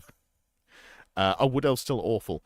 Wood Elves got some really meaningful buffs. The changes to the War Dancers are genuinely meaningful. They've gone up from 3 attacks on the charge to 4, which means that you're less likely to use the +1 attack dance. You're more likely to use the AP, and they've gone from strength 3 to 4, which is very meaningful. And they're also weapon skill 6, so I think War Dancers actually punch. I'm still concerned about getting them there, but I think that is interesting. Nuln with 3 Hellstorms with an engineer each. I'm not sure about the Hellstorm rocket batteries, unless we're talking about the Hellstorm volley guns. I do like the volley guns, but yeah. Are cannons unable to shoot other cannons on hills now? Maybe. I'm gonna let other people argue about that, and then we'll go to there. Pegs needed to catch the nerf. They're still a ballistic missile. You just have to actually think and plan to use them. Honestly, I think they're still pretty easy to use. Like, a lot of the stuff that they want to charge is going to be fast. You previously playing against Britonia, you were in a situation where if you were running a 90-degree vision arc model, like a dragon, you could never catch them, but they could always catch you if they wanted to. Now it's going to be a case of, it's like a dragon versus dragon matchup, where if you don't want to get caught, you won't get caught, but if they don't want to get caught, they won't get caught. And you've got to go and interact with other things. So I think the Pegasus Knight change is going to be fine, realistically. Shooting fanatics as a buff, anyone who disagrees is wrong. As in a buff to Orcs and Goblins. I think that might... I'm not going to say that it's an out-and-out buff, but I think that, honestly, like, at lower levels, maybe it is. If you are good at releasing fanatics and you're playing against someone who's, like, lower to mid-tables at a tournament, they might shoot the fanatics when they shouldn't. And that saves you from damage on the rest of your army. So that's, yeah, that's interesting. That is interesting. Hellstorm meta. You keep saying Hellstorm without talking about which one. I think you're talking about the Hellstorm rocket battery. I'm curious to see them on the tabletop now. When I was ragging on, for the changes before, not actually changing enough to be realistic, I think the changes to the Hellstorm rocket battery were very good changes, and I still don't know that they're good or playable. I'll have to see them because they are much more likely to kill themselves, but I guess you've got an engineer for rerolls theoretically. But strength 4 AP2 is like a huge jump up from where they were at strength 3 AP1. What do you think of the Wood Elf Battalion now? You said wait for the FAQ. Good purchase. I know. No. Oh, okay. Yeah, that's a great point. Let's just very quickly. And this is not legal advice, but as my hot take, how do I feel about the two um, battalions that still exist? Because I did recommend that people should wait for them. Let's just refresh our memory. Uh, yeah, I think it's fine. Like, I'm still not sold on the infantry. Like, I don't think this infantry is particularly exciting. But you know what? Maybe you could do some sort of conversion and have them as war dancers. That's probably not the case, but like, I'm not sold on the Eternal Guard. They're probably playable. Like, they're a little bit cheaper. They have a little bit of a buff as well. I still think they're very expensive for what they do. At 12 points, that is the core Wood Elf infantry here with bows, the Glade Guard, is very good, and I think the Wild Riders are generally pretty interesting. And now that you can run them in fours, I think you're maybe more likely to see them than you were before. So yeah, and I like them already. They were just kind of hard to control. If you're throwing away, what did I say it was, like 108 points for 4 of them with shields, like, that's not super expensive. Whereas when I was trying to run them as 6s, that's like, you know, it's 50% more per unit, right? As for dwarves, yeah, this is great still. Like, you're still gonna want dwarf infantry. The Herocopters are still good. I think the nerf to them is kind of not a real nerf, honestly. I still like I talked about this already, and I'm actually really jazzed to start. So this box here has some old 3rd, 4th, and 6th edition Gyrocopters in. Sorry, Herocopters. I'm very excited to put them on the table, and I think X-Force still lives, even though it got an objective nerf in how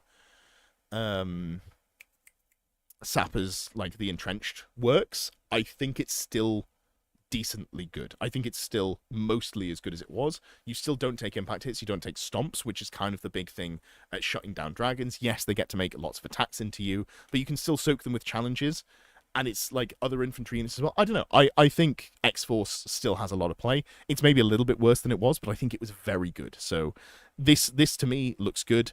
No matter what version of Dwarves you want to play, this is probably going to be valuable for you. Why do you think the wizard special rule when they attack answer was needed when it must have been related to Spectral Doppelganger, which specifically states you can use the special rule? So we're talking about the rule about whether special rules on the wizard apply to spells. It's to stop like Armor Bane applying to a fireball. Something like that was in there previously. And this is just like a clarification for it. It's not a Greek food. It's gyrocopter like gyroscope. See, the thing is, I've looked this up previously, and the correct pronunciation according to Google is gyrocopter, which is how I've been saying it. And then people get arsey with me in the comments, so I was like, you know what, screw you all. It's Herocopter now. That's what it is, and that's how I've been referring to it for the last 18 months, apart from when I slip up, which is semi-frequently, to be fair. Chicken or pork? Chicken. I love a chicken. Personally, souvlaki copters are my favorite. I love Greek food. I might have Greek food for dinner. No, actually, I did pick up a couple of sandwiches because I thought I was going to be busy tomorrow. So I think I'll just have one of those sandwiches for dinner. That'll do me. I also got these, not obviously not sponsored, but these were reduced lime sparkling water. I'm a big fan of my drinks having as little flavor as possible. which flavored sparkling water does. I find citrus sparkling water to be an unbelievably refreshing drink.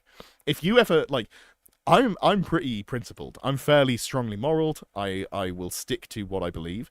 But if there was anything you could tempt me with, it would be in the summer. Cold citrus sparkling water, like I might cave. You know, I might be a little bit open to bias in that case. Old World will meet the same fate as Fantasy. I have to rebuy my army every 6 months. All I know is I have given up and focused on... Eric, this is the same comment someone made earlier, and I was more polite about it now. I'm going to be less polite about it now. That's fucking stupid. Old World changes significantly less than 40k. 40k changes every 3 months, and you probably do have to if you are competitive, you probably have to change which army you're playing every 3 to 6 months with Old World. With Warhammer fucking 40k. With Fantasy, we've seen that Cathay has remained the best army now for 12 months. So I don't know, jog the fuck on, honestly. Like, get a grip.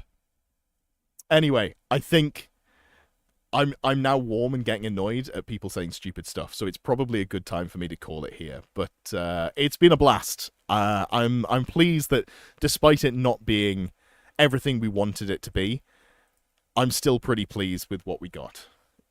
We got something, you know. We'll work out how to beat Cathay together. I believe in you. It's been a blast. Look out for more videos and streams.